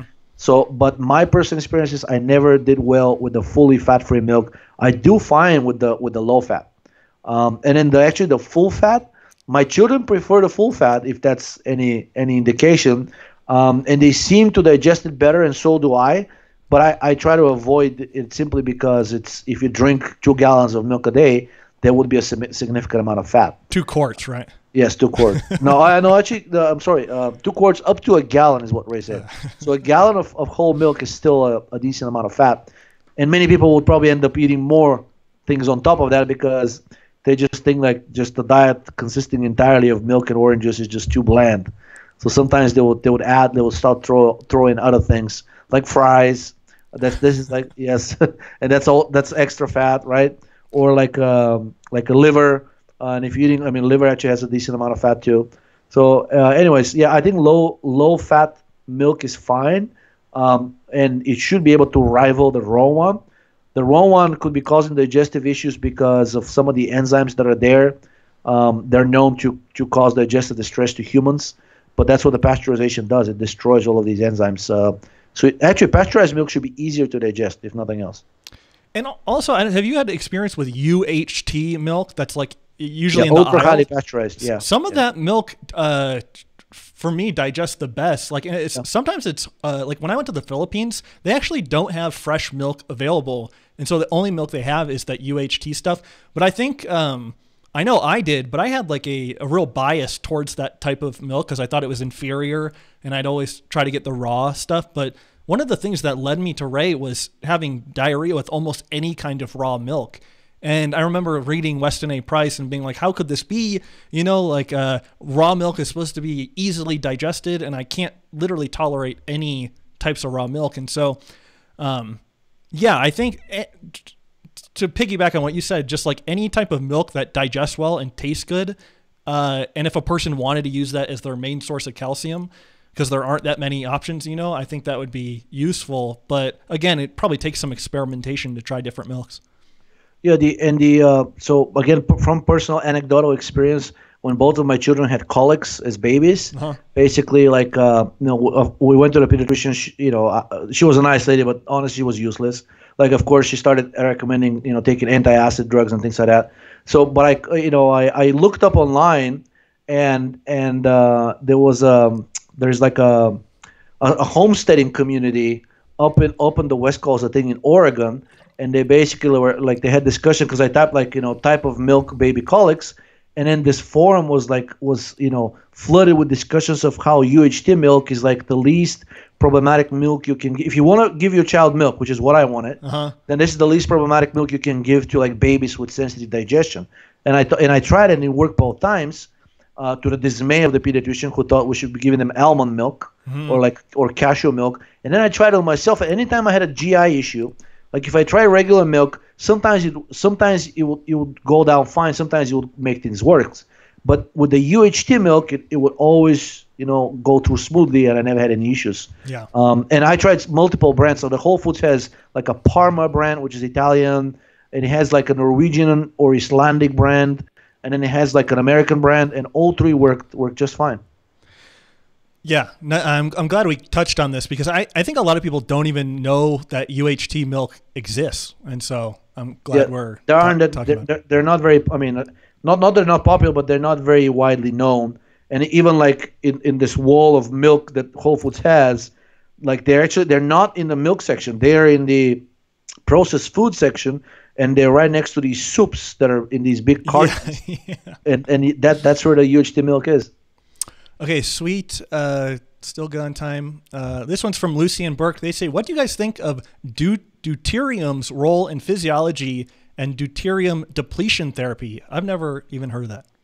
Actually, deuterium, I've seen several studies lately, and somebody even asked Pete about this, about using deuterium water therapeutically. He said that he thinks it would work, especially for very like severe diseases. But the studies that I have seen is that they actually used PUFA, a deuterionated PUFA, and all this means is that one of the hydrogen atoms in the molecule is replaced with its heavier isotope, the deuterated isotope, and then this makes the PUFA really hard to metabolize. And basically, there's studies, and they're really interesting. I can send you. They're basically showed like really positive effects in human studies on muscle dystrophy and Alzheimer's disease. And I don't know why nobody followed up on those. I guess not much money to be made, but. So basically, making the fatty acid deuterated prevents it from metabolizing. So that will eliminate partially the negative effects of linoleic acid, right? And they specifically did the studies with linoleic acid. So I don't know about the deuterium depletion therapy. I know about the exact opposite: drinking deuterated water and using deuterated versions of specific nutrients like the polyunsaturated fats has been shown in human studies to be beneficial. So that's my experience with it. Sweet. Thank you. Tommy says, what causes burnout and why is it so long and hard to process to recover from it? So talk about your dealings with me when I was burned out. Just kidding. Burnout is basically, at this point, if you believe the official version, I think there's a decent amount of truth to it. Burnout is going to get reclassified as a subclinical depression. So basically, you're getting, a rise of serotonin can easily cause burnout, and many people get burnout probably on a daily basis, especially after a stressful day. When you're when you're driving your car, especially if you have a long commute, and you get into this state of ennui, I think it's called. That's actually like a pretty common precursor to burnout. Mm-hmm. And apparently now one of the first questions that they do at the screening for burnout / subclinical depression is, do you find yourself often in the situation where you stare at the wall, or like you're floating through life and you don't even realize what's happening around you, and you feel like you're simply on autopilot? Like a bump on a log. that's actually every single one of these things is like a textbook definition of what serotonin does. It zombifies you. You basically you're this mechanical creature that floats through life, and you almost feel like you're not even in charge of your own actions or your thoughts or feelings if you even have them. And interestingly enough, they did some preliminary experiments, and SSRI drugs do not help, which coincides well with their pro-serotonergic effects. But drugs like thianeptine and mianserin, which are anti-serotonergic, they have been used successfully for treating burnout. And in fact, thianeptine to this day is approved in Europe, in some European countries, where actually even the state of ennui is considered, chronic ennui is considered a disease. So I don't know. I mean, so they don't have the concept of burnout. They don't call it burnout, but they do call it chronic ennui. And thianeptine is approved for treating that. So again, my summary is that there's serious evidence that excess serotonin is involved, and anything that opposes that should be therapeutically helpful. Unlike regular clinical depression, which seems to be more related to excess cortisol. Sweet. Christoph Reisfelder says, "Hi. In the last video, you said that the longer the refractory period, the less healthy you are as a man. What can you do to remedy this issue?" Well, usually it's due to elevated prolactin. I mean, and really depends on.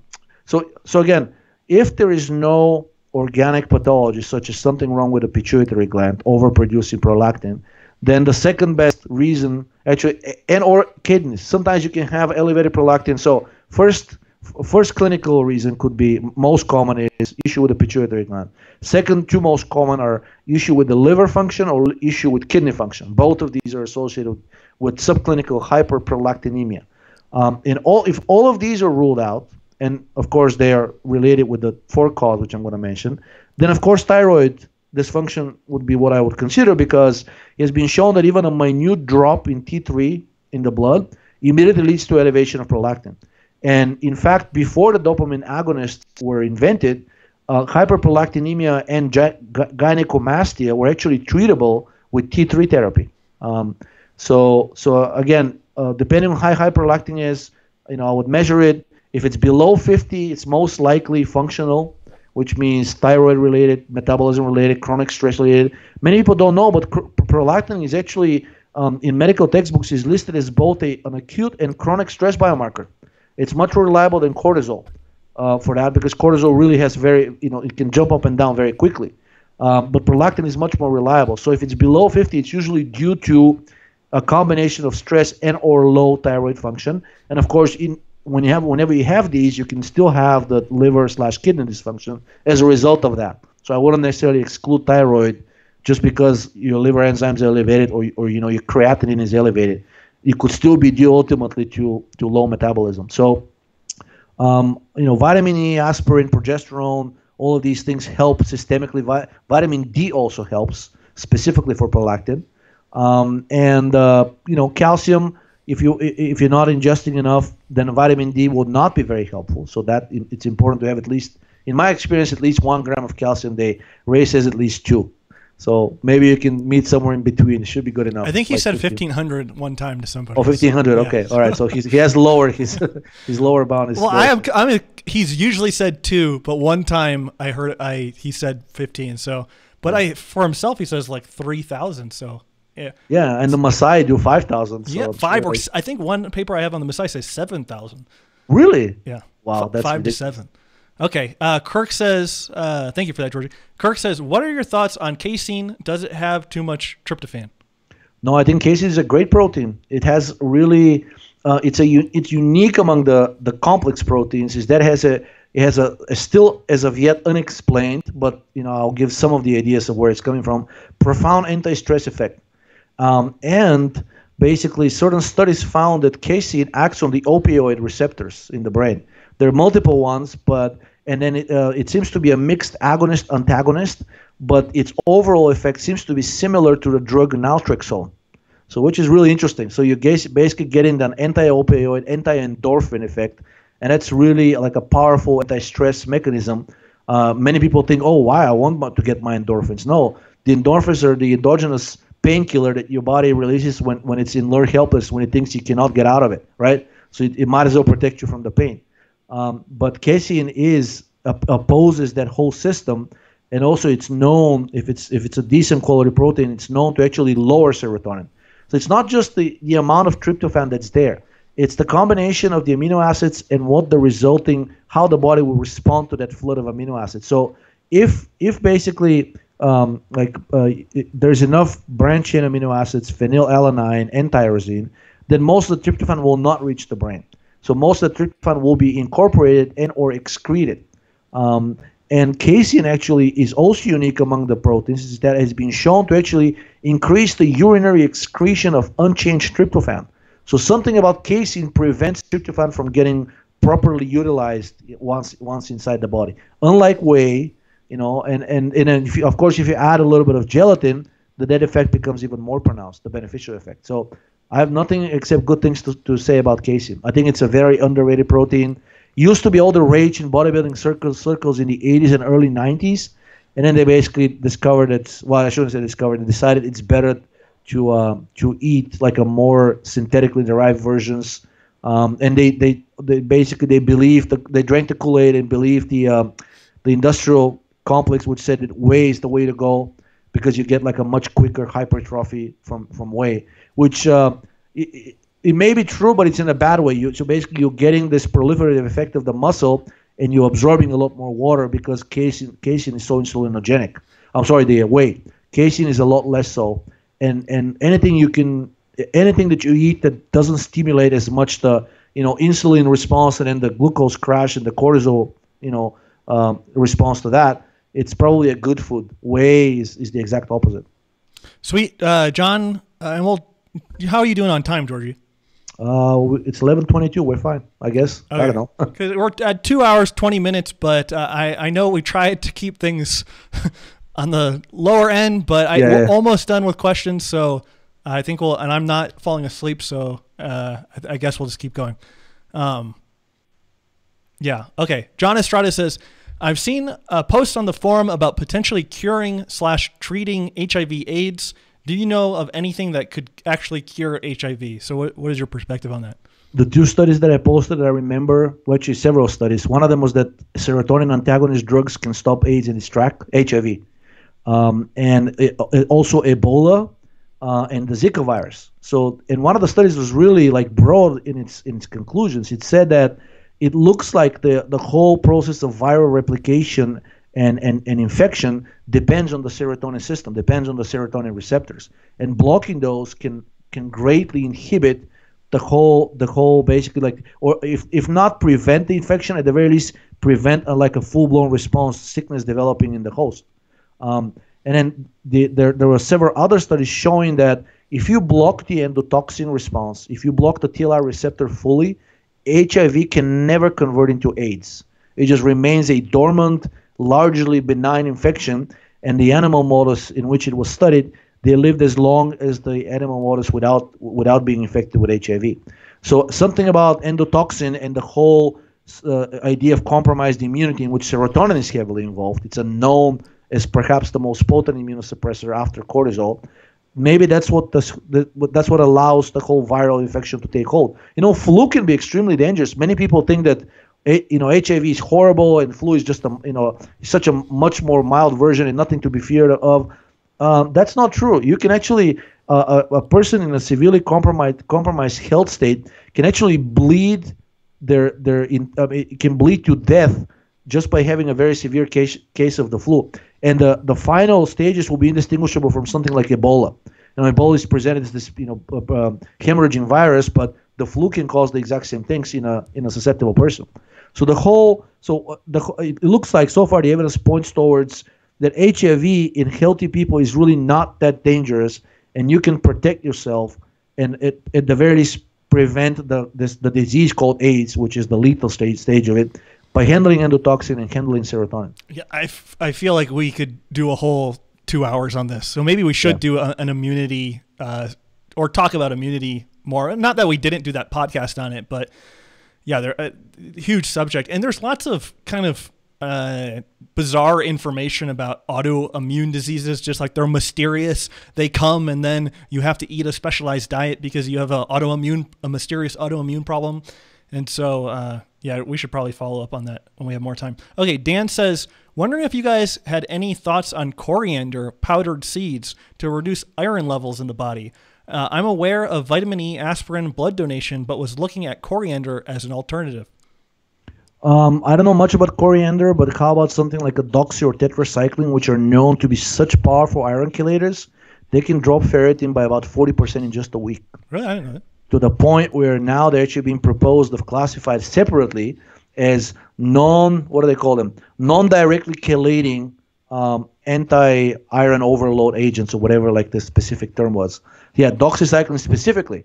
And several people on the forum actually reported by taking even 50 milligrams doxycycline, they noticed that their ferritin levels dropped so much they stopped donating blood. Their actually doctor turned them away, said like you can't give blood. You're close to like becoming deficient. Did they happen to get their iron saturation? Because I'm still kind of confused at what is a good indicator of iron in the body. Well, before you go and give blood, they actually are smart enough and they usually do the full iron panel. They don't just do serum iron. In the U.S.? Yeah, in the U.S. Like really? I've never had that done, and I've gone to multiple places in San Francisco. So it depends on the clinic. Like basically, like if you go in there, so some clinics will basically like say, we'll check your insurance, and you can they have a deal with insurance company where the insurance company will actually cover for the tests. Uh-huh. So if the test will be covered, then the clinic will actually test you for everything. Because they of course AIDS, but many other things, right? It really depends on money, like how much you're willing to pay, how much they're covering. Because in order to entice you to go there and donate blood, a lot of them will say, well, we'll do the test for free, right? Mm-hmm. But if they're free, then they'll limit themselves to the minimum that the law requires. But if you go to like a really large drive and you have a decent insurance, then they'll actually test you for everything. Of course, why wouldn't they, right? It limits the risk for them. And they will usually, I've seen that, so they don't do like the full iron panel, but they do iron saturation index, they do ferritin. And then they do serum iron. And I know several people who've been turned away from blood donor events because they were taking doxycycline specifically. I think all the tetracyclines have this effect, but doxycycline specifically, and they weren't taking that much. And it was just for like a week, and their iron numbers dropped tremendously. There's even a study that proposes that the anti-cancer effect of doxycycline, even though we know it's a quinone, et cetera, it may actually be because it chelates iron. If you go to PubMed and type iron chelation cancer, that's like one of the hottest therapies right now for any cancer. It's considered like a universal mechanism for treating cancer that against which the cancer can mount no defensive response. I hate to drag this out. Do you remember Ray saying that donating microspheres or whatever was one of the new things he was thinking about? Or what are these microspheres? I don't know. It was just like somebody asked him about blood donation and a KMUD thing, and then he brought up microspheres. I never followed up on it. I don't even know. I have to listen to the interview. I haven't heard of it, but it sounds pretty interesting. Okay. But if there is a very known iron chelator called desferoxamine, type, you don't have to go to PubMed. Type in Google desferoxamine space cancer. You will be flooded. Like it's basically now they're trying to patent this drug again because it's such an old drug. It was like invented in the 1920s, I think. And now they're like running around in circles trying to figure out a way to patent it again because so far they've tried on like 40 different cancer types. It works on all of them. Just type in Google desferoxamine cancer, you'll see. Okay, we'll have to do it a little later. Okay, Sandy Perez Sanchez asked this question, and I have to apologize to Sandy because she had left this actually on like 2 live streams ago, but I never, I'll take the questions and then I'll stitch them together. But sometimes if you leave a question after the fact, I won't get to it. So apologies to Sandy. But thank you for the question. She says, for the past 2+ years, I've been trying to eradicate what I think is H. pylori plus SIBO, maybe an ulcer too. But the symptoms keep coming back after short-lived relief. I tried diet, supplements, herbs for H. pylori and SIBO, Pepsid, charcoal, cyproheptadine, lizuride, tetracycline, with and without erythromycin, and methylene blue, plus red light. She said, left me feeling terrible for days. It's still not completely gone, and large amounts of T3 12.5 micrograms times 6 times per day seems to not work. Any advice on the direction would be appreciated since it's ruining my life. Thanks, Georgi and Danny. I mean, how does Sandy know that she has an H. pylori?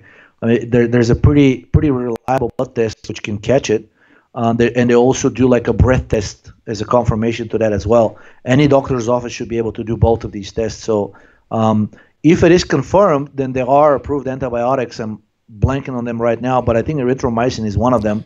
But they usually they give a cocktail. Clarithromycin, amoxicillin, penicillin VK are I think usually the ones. And they usually give a combination but first I would confirm that it's H. pylori. If it is an ulcer, then these antibiotics could be making it worse because some of them could be really irritating. And basically, if you have an ulcer, depending on what the cause, so if you have an ulcer, but if you have H. pylori, then the course of action is clear. There's a specific antibiotic protocol that you have several of them. I would try to stick to that until the tests come back clear. If they can also do like a breath test for ulcer at this point as well. So if there is a suspicion of ulcer but there is no H. pylori, then I wouldn't mess with the antibiotics right now. They can do a breath test for SIBO. So if there is no ulcer but SIBO, then there is approved antibiotic. It's called rifaximin. The doctor can prescribe it, and I think at this point it is actually the approved treatment for SIBO, even though FDA doesn't recognize it. It does. It has approved it for what did you call it?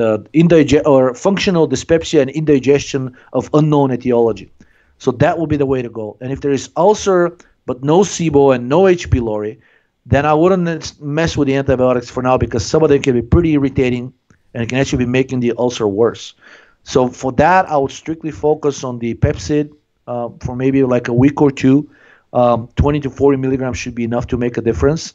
And then I would do a few additional tests. I mean, you can actually test for like inflammatory conditions in the GI tract. I think you can test for procalcitonin is a very common one to see if there's anything like resembling like Crohn's disease or ulcerative colitis. At this point, there are biomarkers for those. Procalcitonin is one of them. And I will do the battery of inflammatory biomarkers we'll be talking about on the forum, like erythrocyte sedimentation rate, LDH, TNF alpha, NFKB, just to get like a general direction on where this problem is coming from. Of course, goes without saying, testing for thyroid, vitamin D, all of these things like prolactin, cortisol. Typically, if a person has a chronic condition, in my experience, prolactin is always abnormal, always. Sometimes cortisol. But usually there's an endocrine imbalance that goes together with that chronic dysfunction, and often it is a cause as much as it is an effect as well. But I would do the regular tests for prolactin, cortisol, vitamin D, DHEA is a great one, especially for women, and then so I mentioned the vitamin D, I mentioned the cortisol. I would also do the inflammatory biomarkers, a complete blood count, CBC, and liver panel. Sometimes it's a liver issue, but it feels like it's a stomach issue because they're in the same area. Could be a gallbladder issue as well. So the liver panel should be able to tell if it's coming from that area. 100% agree, and especially the vitamin D, I think that can mimic or cause a lot of those symptoms that she's talking about. Especially like thinking you have a chronic infection, or maybe you do, but you have it's the symptoms are caused by vitamin D deficiency. Vitamin D, and sometimes liver dysfunction can be caused directly by vitamin D deficiency, and it's not a coincidence that there's a boom there's an epidemic right now of NAFLD, the non-alcoholic fatty liver disease, and it coincides perfectly with a dropping vitamin D levels on average. And there are multiple studies with humans. They're still epidemiological, but they're showing that basically it's very rare for a person with vitamin D levels above 40 to have an NAFLD.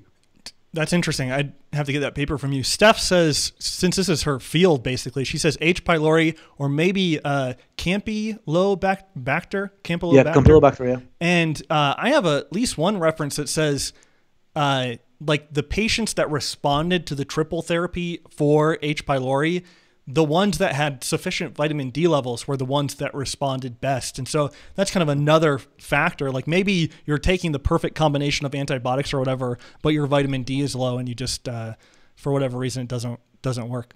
In many cases, maybe usually, well, I should say in many cases, but like there is an older study which showed that in people with endocrine imbalances, that's what caused the chronic infection to develop to start with. Usually H. pylori is an opportunistic, I don't want to call it a parasite because we have a symbiotic relationship with it, but H. pylori is known to take hold in people who are either under chronic stress, like it was known to happen to increase tremendously in people coming back from war. So that shows you something, like especially people with PTSD, it's very common for them to have ulcers, especially ones caused by H. pylori. Yeah. And yeah, I totally concur with those tests. Like don't throw another supplement in. Just maybe she has, we don't know, but like getting as many tests as possible just because you don't want to just be spinning your wheels basically. Okay. Daniel says, is the calcium to phosphate, we have a few more questions. Is the calcium to phosphate ratio more important than the absolute phosphate intake? The emphasis on dairy seems to be beneficial in the former case, but rather detrimental in the latter, since it contains a lot of phosphate. Did we ask this question last time? We answered this question last time. Yeah, okay. Yeah, I thought we did. It was the exact same question. I remember we talked about it, and we said it is about the ratio. Okay, Daniel actually has another question. Daniel, I'm positive we answered that question. Okay, and just because we're crunched for time here, Daniel has another question, but he says, how can supplemental pregnenolone, progesterone, and DHEA increase their endogenous production, since most literature talks about suppression of endogenous steroid production with exogenous intake? Well, it's been shown that specifically the upstream hormones, and that's why they're unique. So DHEA actually can suppress its own production if you take a high enough dosage and it converts to estrogen. In that case, yes, because estrogen is very well known as to trigger the negative feedback. Then you will have like basically a decline of the entire steroidogenic cascade, except the one going towards cortisol. That's what estrogen does. Estrogen can actually cause the notorious pregnenolone steal. If you have high estrogen, you will be getting the high cortisol, but not much going down the androgen pathway. But however, progesterone and pregnenolone, I'm not aware of any studies that show that these two hormones suppress their own synthesis. One of the ways through which they probably stimulate their own synthesis is that both of these hormones activate something called the bile acid receptor. And the bile acid receptor is one of the primary mechanisms through which the body basically signals the liver to start converting T4 into T3. So in other words, it's the primary mechanism endogenous through which the body upregulates its own metabolism, the baseline metabolic rate, the resting metabolic rate. So all of these steroids, pregnenolone, progesterone, allopregnanolone, and I think to a lesser degree testosterone, all stimulate this receptor. So they all result in a higher metabolism. Anything that stimulates the synthesis of T3 will increase the conversion of cholesterol into downstream hormones. Some of it will get converted. Some of the cholesterol will get converted to bile acids, not necessarily steroids. But at the very least, it's known that pregnenolone, progesterone, all the steroids that activate the bile acid receptor do not inhibit their own synthesis. And then for pregnenolone and progesterone, there is actually evidence that they lower cholesterol. And since they don't increase the bile acid synthesis, the only two other pathways through which cholesterol can go is vitamin D or the steroids themselves. And I think some of the studies that were done recently with schizophrenia, with the really massive doses of pregnenolone, 500 milligrams daily, well, I shouldn't say massive, but fairly large, they actually specifically looked at the different steroid levels and also of the expression of this protein called STAR, acute steroid acute regulatory protein, which is what transports the cholesterol from the cytosol inside the mitochondria to start the whole chain of synthesis. And they actually not only didn't see suppression of any steroids, they actually saw an increase in the expression of STAR. So that's a pretty serious indication that pregnenolone specifically in those very high doses actually stimulated the synthesis of cholesterol into downstream hormones. 4 more questions. Thanks for that, Georgi. George Hilgendorf says, the keto advocates are always saying the brain, heart, etc. prefer ketones to glucose. Where do they get this idea? Have either of you seen any evidence where they might have gotten this idea from, or did they just make it up? No, they didn't make it up. Actually, they partially made it up, and they didn't clarify it. So actually, muscles prefer ketones at rest. So first of all, it depends whether you're at rest or you're exerting yourself. Second, I haven't seen the evidence that the brain prefers ketones. The brain can use ketones when it's an emergency situation, but the brain actually, brain itself prefers glucose. And there's even like a special, there's like a subset of medical professionals who actually don't even believe that the brain can use ketones. They think that the brain has access to an as of yet unidentified source of glucose, and even though the ketones are circulating, the brain dramatically downregulates its own activity in order to conserve that glucose. And that's what's been known to happen when the brain gets access to ketones. So if the ketones were such a great food for the brain, if anything, the brain metabolism shouldn't decline. It should increase when you're providing with ketones. The fact that the brain metabolism and brain function declines by about 20% demonstrates that the ketones are not necessarily preferred food, or that the brain maybe is basically perceiving this lack of glucose as a reason to downregulate its own effects. As far as the muscles go, yes, under rest, they do prefer to burn fat. But as soon as you start overexerting yourself, in other words, anything more than a 10-second run, then the preference switches, and then the muscles really prefer to utilize glucose. Hence, why drugs that inhibit fatty acid metabolism, such as mildronate, are such effective performance enhancers when under exertion. When you're at rest, actually, mildronate has been shown that when you're at rest and you're relatively healthy, mildronate doesn't have a long-term beneficial effect, not that much in terms of preventing diabetes, cardiovascular disease, and all. But if you're under stress, if you're an athlete or a former athlete, or you already have established pathology like a cardiovascular disease, which is all related to elevated free fatty acids, elevated fatty acid oxidation, and suppressed glucose, the mildronate becomes dramatically beneficial. So, and recently we also showed in that study, which we discussed on the last podcast, that increasing fatty acid oxidation does not lead to weight loss. And that study in the previous one that we also discussed is that it leads to liver insulin resistance. So these things are indisputable. Like if you flood the bloodstream with fat, there are no negative things that happen to multiple organs. I don't know if the brain is one of them. Maybe not. Maybe yes. But we know bad things are happening to the liver, and we know bad things are happening to the heart. Hence why mildronate helps when basically the situation is such that the muscle prefers glucose, but it gets fat instead. And I think actually I would modify this, because I think if the fat that floods the blood is mostly PUFA, then I don't think your muscles are very happy that you're providing them with this fat even at rest. I think they're struggling because some of that fat will get converted to inflammatory mediators, and it's not beneficial. So under a chronic low-grade inflammatory stress, your muscles are not going to be very happy even if they're at rest. So limiting the fatty acid oxidation will probably be beneficial even at rest in that situation. And again, something that never comes up when this topic is discussed is that ketone body ratio of acetoacetate and beta hydroxybutyrate. And again, I don't think it's commonly maybe I think it's you know this better than I would, but that NAD to NADH is slowly becoming more popular. Like I think Chris Masterjohn and Dr. Rhonda Patrick both talk about NAD, and the when you release ketones like the beta hydroxybutyrate is higher or a greater ratio than the acetoacetate, and that indicates. Well, that's a test for diabetes, by the way. I don't know if you knew. It's one of the older tests for diabetes type 2 was the ratio of 3 beta hydroxybutyrate over acetoacetate. Because that's the reduced. So it's another biomarker for the redox status, right? Exactly. That's what I was getting to. But why is a question popped in my head? Why is the beta hydroxybutyrate higher than the acetoacetate?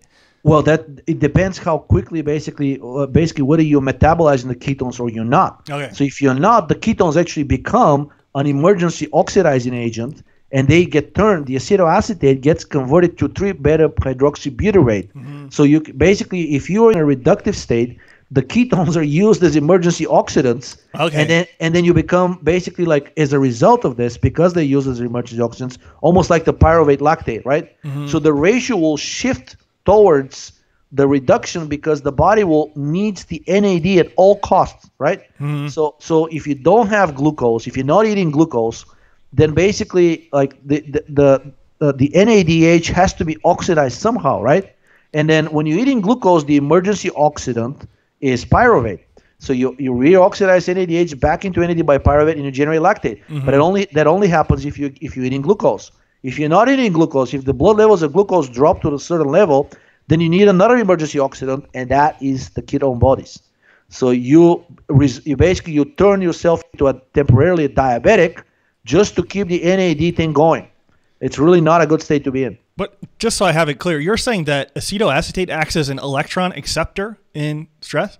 Yes. Okay, I didn't know that. And well, I mean, it gets so 3-beta-hydroxybutyrate. So acetoacetate is the oxidized version of 3-beta-hydroxybutyrate. Okay. And conversely, 3-beta-hydroxybutyrate is the reduced version of basically of acetoacetate. Okay. And unlike NAD and NADH, right, these three can actually act as reducing and oxidizing agents. So basically, I've seen papers that say that if you are in a compromised state, this ketogenic diet, these ketone bodies can actually really do you harm. They can actually trigger a temporarily diabetic state because your metabolism is compromised, and those ketone bodies will be used somehow, right, to keep the NAD going. NAD you need no matter whether you're metabolizing glucose or fat. And if metabolism is not going fast enough to reoxidize that NADH through the electron transport chain and the Krebs cycle, then something else has got to give. And that something is whatever you provided in the diet that can act as an oxidizing agent. Sweet. Thanks for that. I didn't know that. Okay. 4 more questions. Three more. Mark says, what do you think of this idea for non-smokers to apply a nicotine patch to get their metabolisms up? Anything wrong with this? Any risk of addiction? Other topic, what is your opinion about succinic acid, aka succinic acid, as a supplement? If you approve, would you have any dosage recommendations? So butanediol is just another name for succinic acid. Yeah. So a couple of things. I wouldn't use nicotine long term. I think nicotine has some great advantages short term. It is an aromatase inhibitor. It's a monoamine oxidase type B inhibitor. So in other words, it will lower estrogen. It may it will decrease the degradation of dopamine, right? But it also releases free fatty acids, and it's pretty effective at that. And it has a potent pro-adrenergic effect, and is also like basically acts as an agonist of the acetylcholine receptors.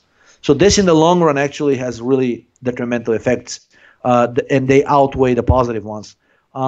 And ironically, actually, despite the fact that smoking cigarettes has other more dangerous. So overall, cigarette is ironically like a stronger carcinogen, but systemically for the health is better in the sense that it has additional components there that mitigate somewhat the negative effects of nicotine.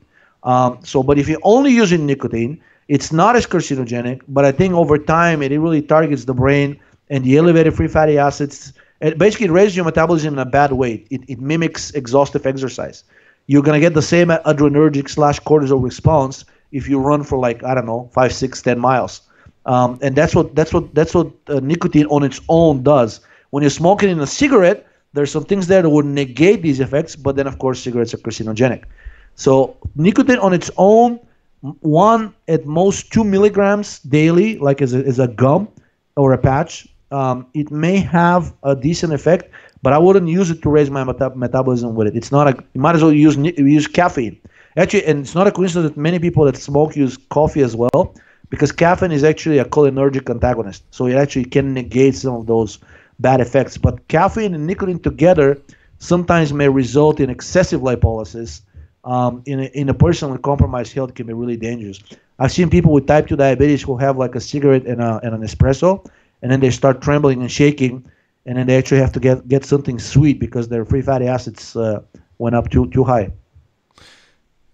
Thank you for that. Alp says, I think I have a compartment syndrome in my calf. I definitely exerted it too much as a few months ago. After walking a lot or a while after exercising, my calf feels numb like it has a lack of circulation inside. This is likely quite deep. So would topical progesterone help? I have most of the ID Labs products and I'm in otherwise good condition. If the issue is persistent and is going on for so long, I would actually ask a doctor to do an ultrasound. Sometimes you can have like a muscle tear or muscle sprain, or like, God forbid, like, some kind of a blockage in a blood vessel. And all of these things can be identified by the ultrasound. So you can probably try the progesterone. It shouldn't hurt no matter what the issue is. But if it's persistent for so long, I would try to get an ultrasound. It's safe, and most doctors usually don't have a problem ordering one for an issue that's been persistent for weeks. Sweet. I lied. We actually have two more questions. Okay. Linda says, sorry. She says, my husband is 70 and his testosterone is low.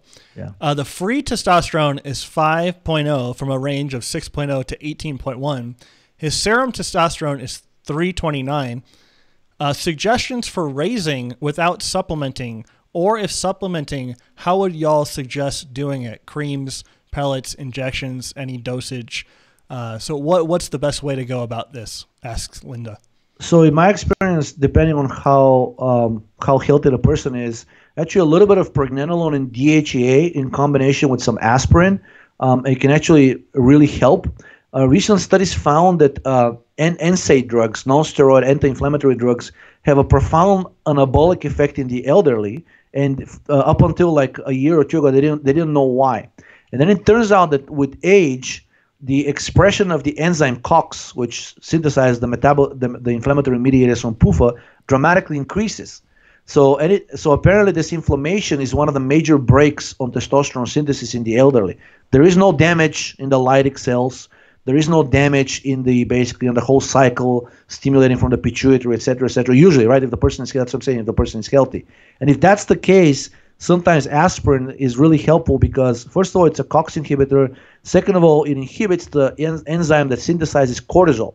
And cortisol, which tends to either stay, basically never decline with age or sometimes even rise, is another steroid that impedes the synthesis of testosterone in the gonads. So providing the precursors, pregnenolone and DHEA, maybe 5 milligrams of each would be enough on a daily basis. A little aspirin should help. And then if I would retest after about a month or 2 months. Ray, who is now 81 or 82?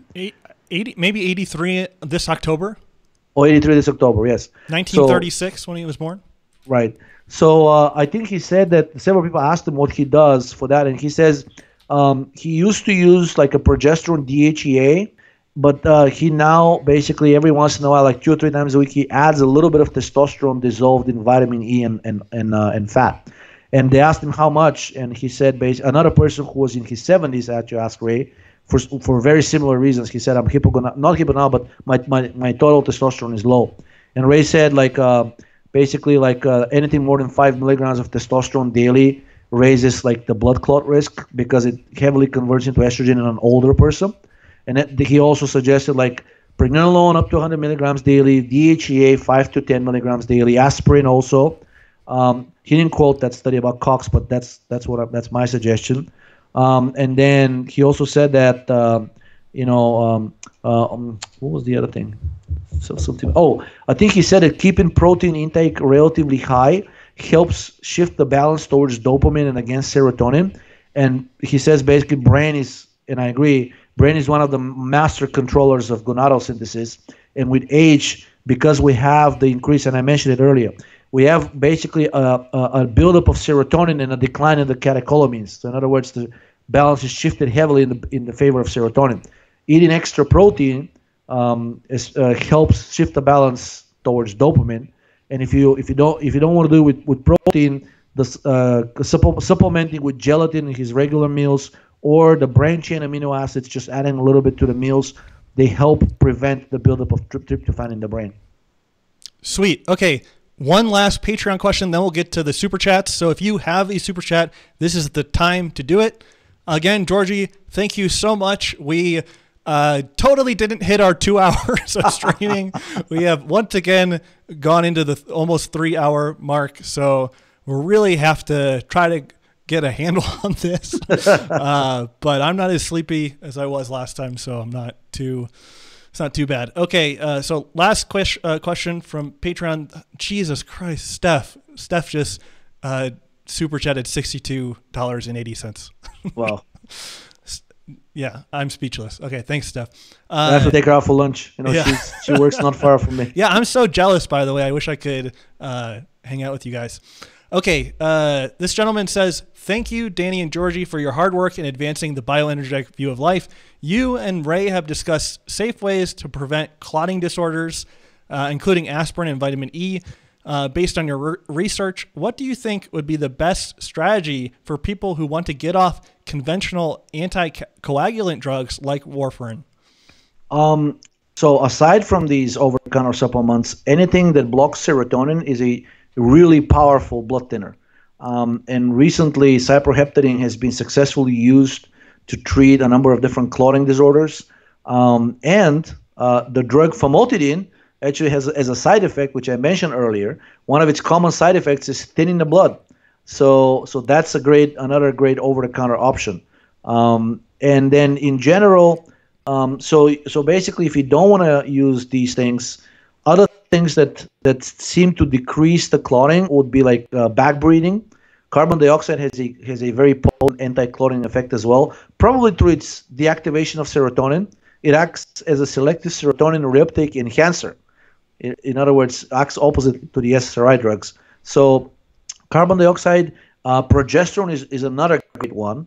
And many people use it, progesterone dissolved in vitamin E, which tends to amplify the anti-clotting effects. But even progesterone on its own, whether it's taken orally or it's applied topically in another solvent, it itself has a very potent anti-clotting effect.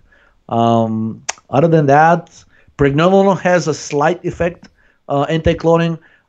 Anything that blocks the endotoxin receptor, TLR4, is also known to act as an anti-clotting agent.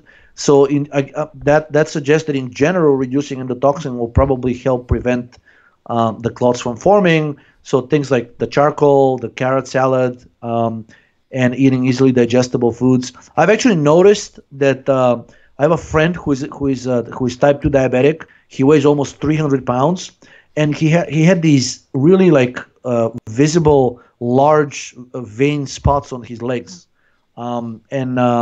He basically said the doctor told him, well, you're starting to develop phlebitis and inflammation of the blood vessels. It's a common side effect of diabetes. There's nothing really we can do for it. You have to lose weight, etc., etc. But then he asked me, and I sent him this paper about endotoxin, and he got himself some ketotifen, and ketotifen is one of the known potent antagonists of TLR4. So he started taking 2 milligrams daily for about a month, and then his left leg was almost entirely blue from the ankle all the way up to the thigh, and then all these things disappeared. And then he went and he also got that test for endotoxin. Unfortunately, he didn't get a before and after. He only got the after, and then it's called SCD14, soluble CD14. So he did the test, and then his level was barely below the upper range. And then after another month of ketotifen, he went in and tested again, and he was basically at the bottom 10%. And his right leg is now almost entirely clear. So I can actually get before and after pictures of his legs, and post them on the forum or on my blog. It's really amazing. Now I don't know if this is only due to endotoxin, because ketotifen also has anti-serotonin effects, antihistamine. So it could be a complex effect. But it's basically, it's to me, it's not a coincidence that his digestion improved and all of these venous problems that he had in both of his legs disappeared. So I'm attributing more to the endotoxin. Sweet. Thanks for that. Okay, we'll get on to the super chats. Luke Van Dorn Dean, thank you so much. $4.99. He says, a friend has gone to rehab and has sobered up. He is now eating mostly PD. What is a protocol to reverse the damage from years of alcohol abuse? Alcohol actually, aside from the liver and the increased gut permeability, alcohol is probably not as dangerous as the opioids. But one of the two bad things that it does that tend to linger more long term is that when you're in withdrawal, then you tend to overproduce cortisol. So recovering alcoholics are known to actually have elevated cortisol. It's subclinical, so it's not really a Cushing syndrome, but it is usually above the upper range, and that's what's driving many of them to relapse. So, and also the cortisol itself, because it has so many other detrimental effects, it causes the insulin resistance over time, vascular calcification, cardiovascular disease, it atrophies the brain. It's really like the withdrawal of the addict from the alcohol that may even be more dangerous. So pregnenolone is a great way to go, because in animal studies it was shown that pregnenolone actually prevented relapse from in alcoholic animals, and the dosage was the equivalent of about 30 to 50 milligrams. Other things that alcohol does is it elevates prolactin, mostly because through its estrogenic effects. So I would do like an endocrine panel and see how his androgens are and how prolactin is. If prolactin is above the 50th percentile of normal, then I'll try something like a progesterone, DHEA, and vitamin E combination, because if prolactin doesn't fall, these people are shown to, first of all, be again at a very high risk of relapse, and also one of the reasons recovering alcoholics, and even while they're drinking, they feel so so down on themselves, is that prolactin and dopamine, of course, have an inverse relationship. So his dopamine will be chronically low if prolactin is elevated, and that tends to happen mostly during withdrawal. And the withdrawal, even though the friend is now sober, the withdrawal is considered to actually continue starting from the first month after successful withdrawal, continuing all the way up to 12 months. So that person is, if it's not been 12 months yet, of course there's no magic date, but for the first year afterwards, I would consider that person in withdrawal and still in recovery. So pregnenolone and progesterone to take care, and DHA take care of the cortisol, potentially improve the endocrine balance. Vitamin D is important to restore liver health if there is any issue with the liver health. Of course, these 3 steroids I mentioned are also important. And then basically things to keep prolactin low. So keeping stress low, eating enough calcium, and basically upping the progesterone dosage at any sign that prolactin is starting to shoot up, because it's really due to the overall estrogenic environment that alcohol creates. Sweet. Thank you, Georgi. And thank you, Luke, for that super chat. Thank you so much. Shah, I'm sorry I'm screwing up your name. Shafile Anowar for $1.99. Thank you so much, Shafile. I'm sure I'm butchering your name. They say, or he says, how long to reverse fibrosis in the scalp? And I feel like this is something that might be, he might be asking as the theory of fibrosis causing pattern hair loss. But I think it has to, again, correct me if I'm wrong, but I think it has to be reframed that fibrosis is just a part of energy deficiency. Yeah. It's not like, again, because I think the framing of this is usually that there is like fibrotic, hard, thick things inhibiting the hair growth, and that you have to break it up physically in a mechanical way. And so again, I don't know if you necessarily agree with that, but like that, and I'm kind of partly responsible because I made a video about fibrosis in the hair follicle, which is a very real thing. But again, edema or inflammation, and then excessive fibroblasts producing collagen, like these are just this is a normal part of an energy deprived tissue. But sorry, keep your take. So as far as the test, first of all, there's a test. So if you go to your doctor and you can say, I want like a skin electric conductance test done on my scalp. Mm-hmm. So if you want that, they'll do it, and it can kind of give you an idea of how, like basically how bad the fibrotic / calcification issue is there, which leads me to, I wouldn't call it a fibrotic case necessarily, because the really extreme cases do have it, but the initial case is mostly calcification of soft tissue. And that itself can actually be reversed by things like vitamin K and progesterone when applied topically. I don't know how long. I mean, the human studies for vascular calcification usually lasted 3 to 6 months, and they started seeing results, statistically significant results, after the second month. Mm-hmm. Whether the same is true for the scalp, I would assume it is, unless I hear otherwise. Okay, real key thing you said, but the calcification part, it's not specifically in regards to the scalp. Just to be clear. It's not. I'm just saying that. I mean, if you go and get the the skin electric conductance test, and it comes back abnormal, then means there is a buildup of a non-conductive material there, whether that's basically plaque or whether it's becoming a scar tissue, a collagen, right? It's hard to say. I mean, then they have to do a biopsy if you really want to get the idea. I don't know how far into it you want to get. At some point, the doctor will probably, first of all, like I think the skin conductance test is covered by the insurance.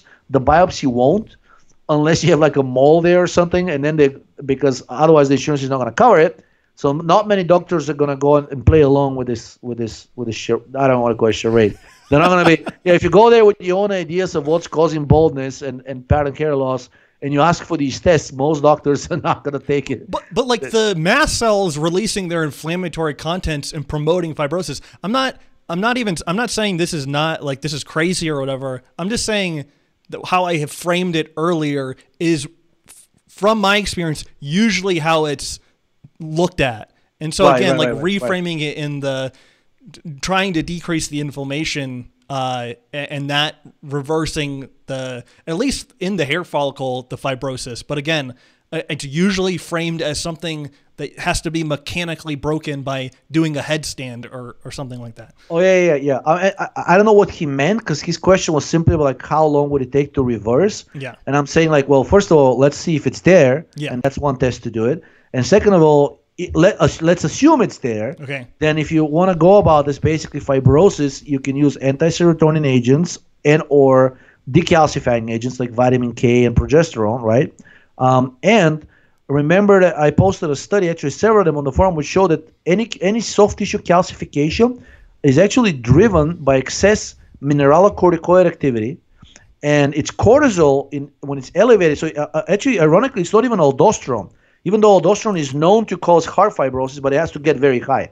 But because as I explained earlier, because the type, like the mineralocorticoid and glucocorticoid receptor, they're really one receptor, just two different types. Actually, cortisol is capable of acting as agonist on the mineralocorticoid receptor, and that's what causes the blood pressure issues and the heart attacks and like the edema of Cushing's syndrome. It's because they don't have high aldosterone, they have high cortisol. So if there is soft tissue calcification in the scalp, chances are that cortisol is involved, which confirms again the role of the stress hormones like cortisol and prolactin into the whole cascade of pattern hair loss. So if that happens, then once again, suggest why progesterone may be helpful, DHA may be helpful, things like that. But just as you said, ultimately it stems from an energetic dysfunction. It's simply a sign of it.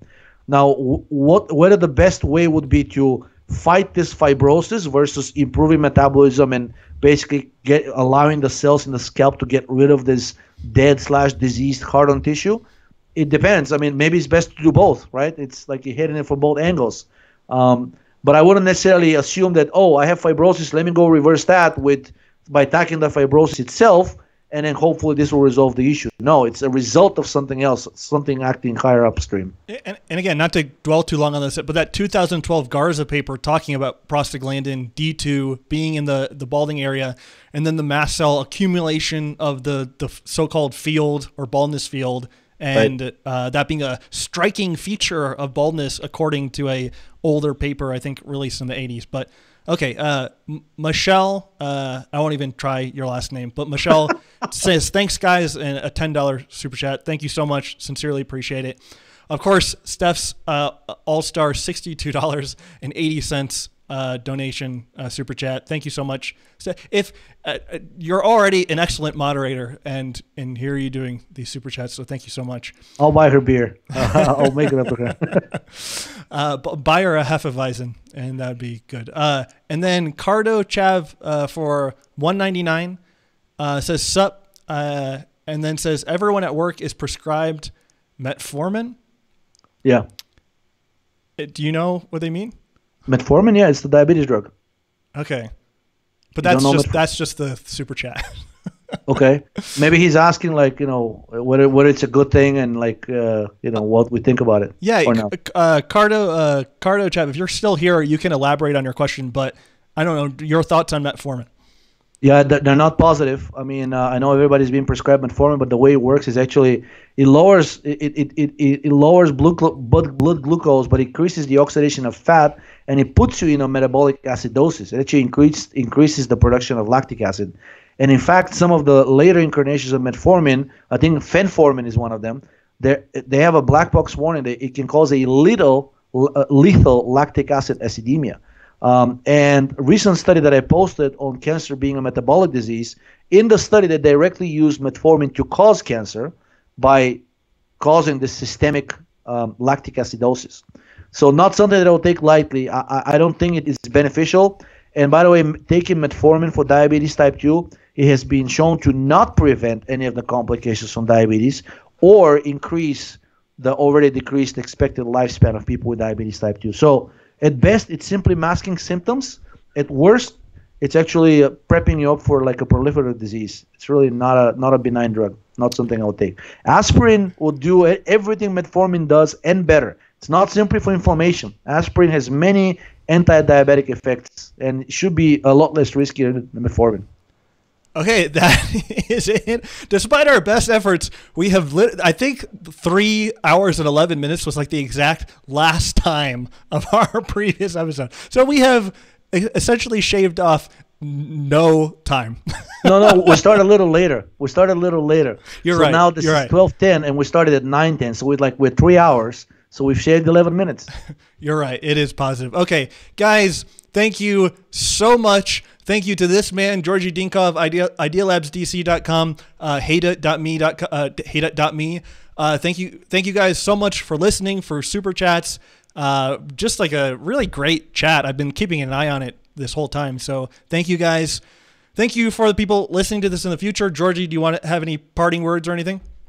No, keep signing up and I'll keep the giveaway going. And I plan on increasing it next time. So at some point we should be able to match what we did on the forum not too long ago. About I think about 2 years ago we had like a monthly free giveaway. So I'll keep increasing the number of products involved if there is interest. If there isn't, keep following the Ray Peat ideas. I have words of encouragement. These things are now becoming mainstream. Even mainstream doctors from Harvard are calling cancer metabolic disease. So the fight on terror, as they say, I want to use like the political lingo. So the fight on cancer is a war that we can win and we will win. Let's hope that the faster these ideas become mainstream, the better for everybody. But there's encouraging information out there that this is already happening. Just don't expect anybody to admit mistakes here. Your doctor will still tell you they were always on the right track and it was always about genes. But it doesn't matter at the end if people are cured. Straight from the source. And special thanks to Steph. Thank you so much for being an amazing moderator and just an all-around good person. So thank you guys so much. Enjoy this kick-ass music, and we'll see you guys in 2 weeks.